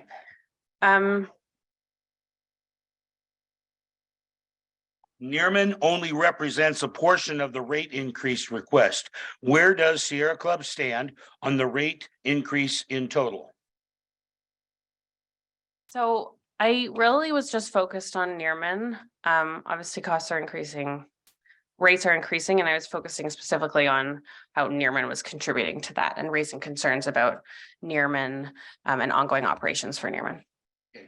And you also want to know about the water rate increase, where you stand on that. Oh yeah, I didn't look at that at all, so I can't really comment on that. Sorry.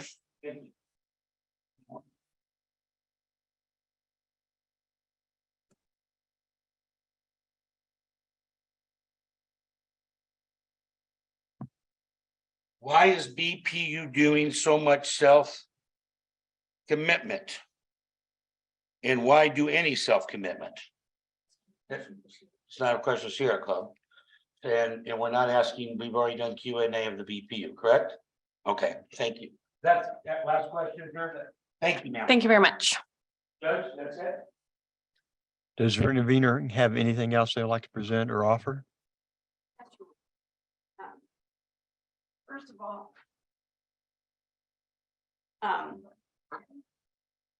Sierra Club, on behalf of the interveners, has submitted pre-filed testimony of Ms. Shenstone Harris.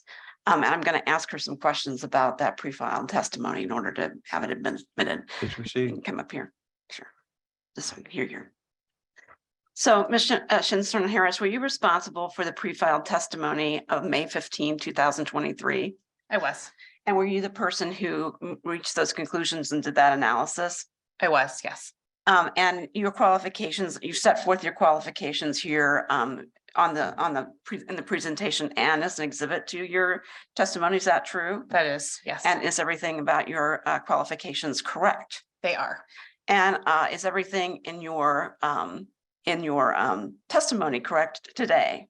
It is, yes. There are no changes that you would make to the testimony that you filed already today? No. So your testimony would be the same today as it was on May 15th? That is correct. Your Honor, we'd offer Ms. Shenstone Harris's pre-filed testimony along with exhibits 1 and 2 into evidence. Does counsel for BPU have an opportunity to review? Okay. And in addition, we would also offer the presentation of Ms. Shenstone Harris as, I guess, what would be a Sierra Club Exhibit 3. Okay, those exhibits will be admitted. Thank you.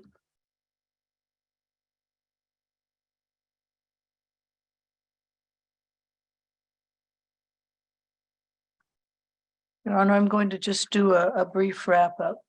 I think one of the things that I'd like to point out for, sorry, for both the board and those listening is that what the evidence that BPU presented was the expected cost and subsequent revenue requirements of the electric and water utilities, how to consider electric and water revenue adjustments, and to determine how rates should be allocated to the various customer classes.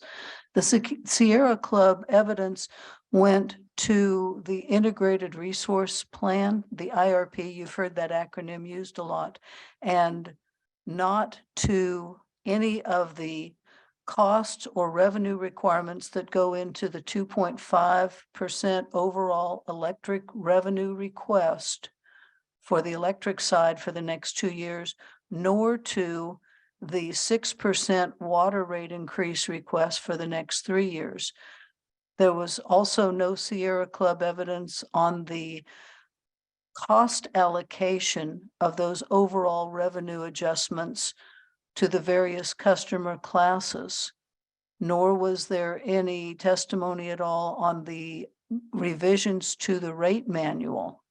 So I asked the board to take the Sierra Club evidence into consideration for the purpose which it was offered, which is very clear. It's to influence how the BPU goes about conducting its integrated resource plan, which is in the commencement process and will be completed, as I understand it, in 2024.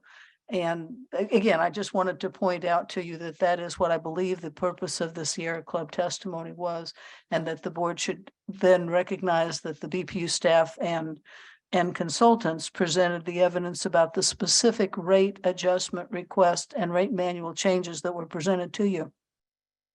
I'm going to kind of end with two things. One of this, I believe, answers one of the questions that came up in both Sierra Club's presentation and the question that was asked afterward.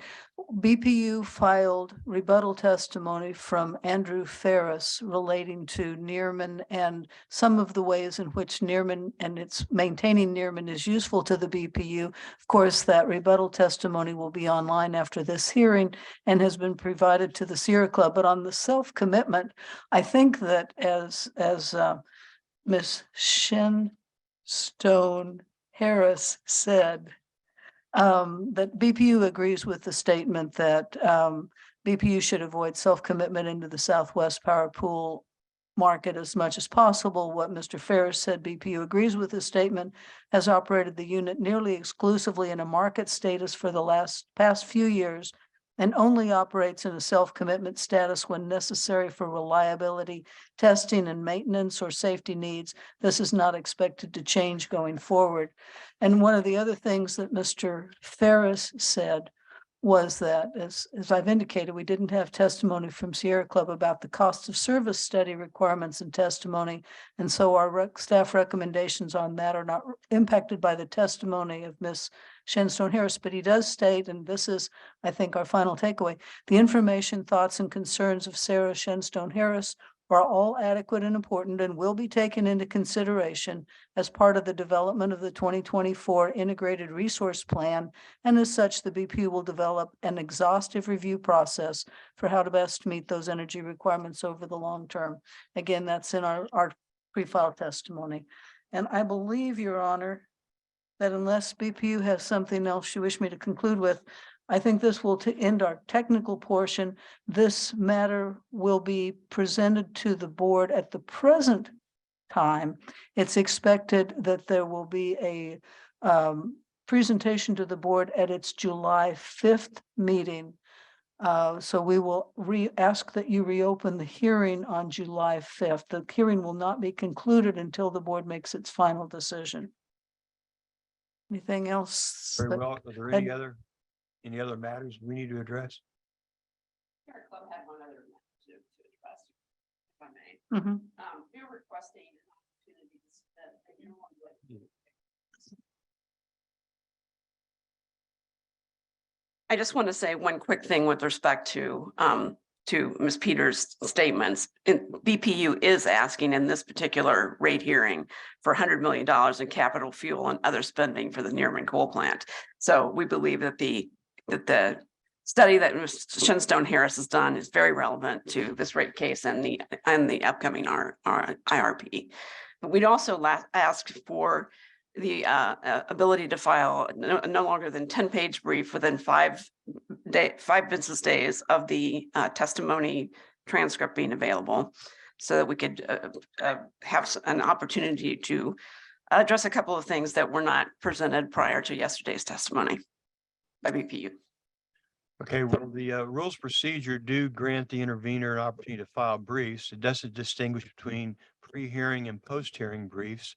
My understanding is the board intends to take this up on July 5th. Can council agree on a schedule that would allow that to happen?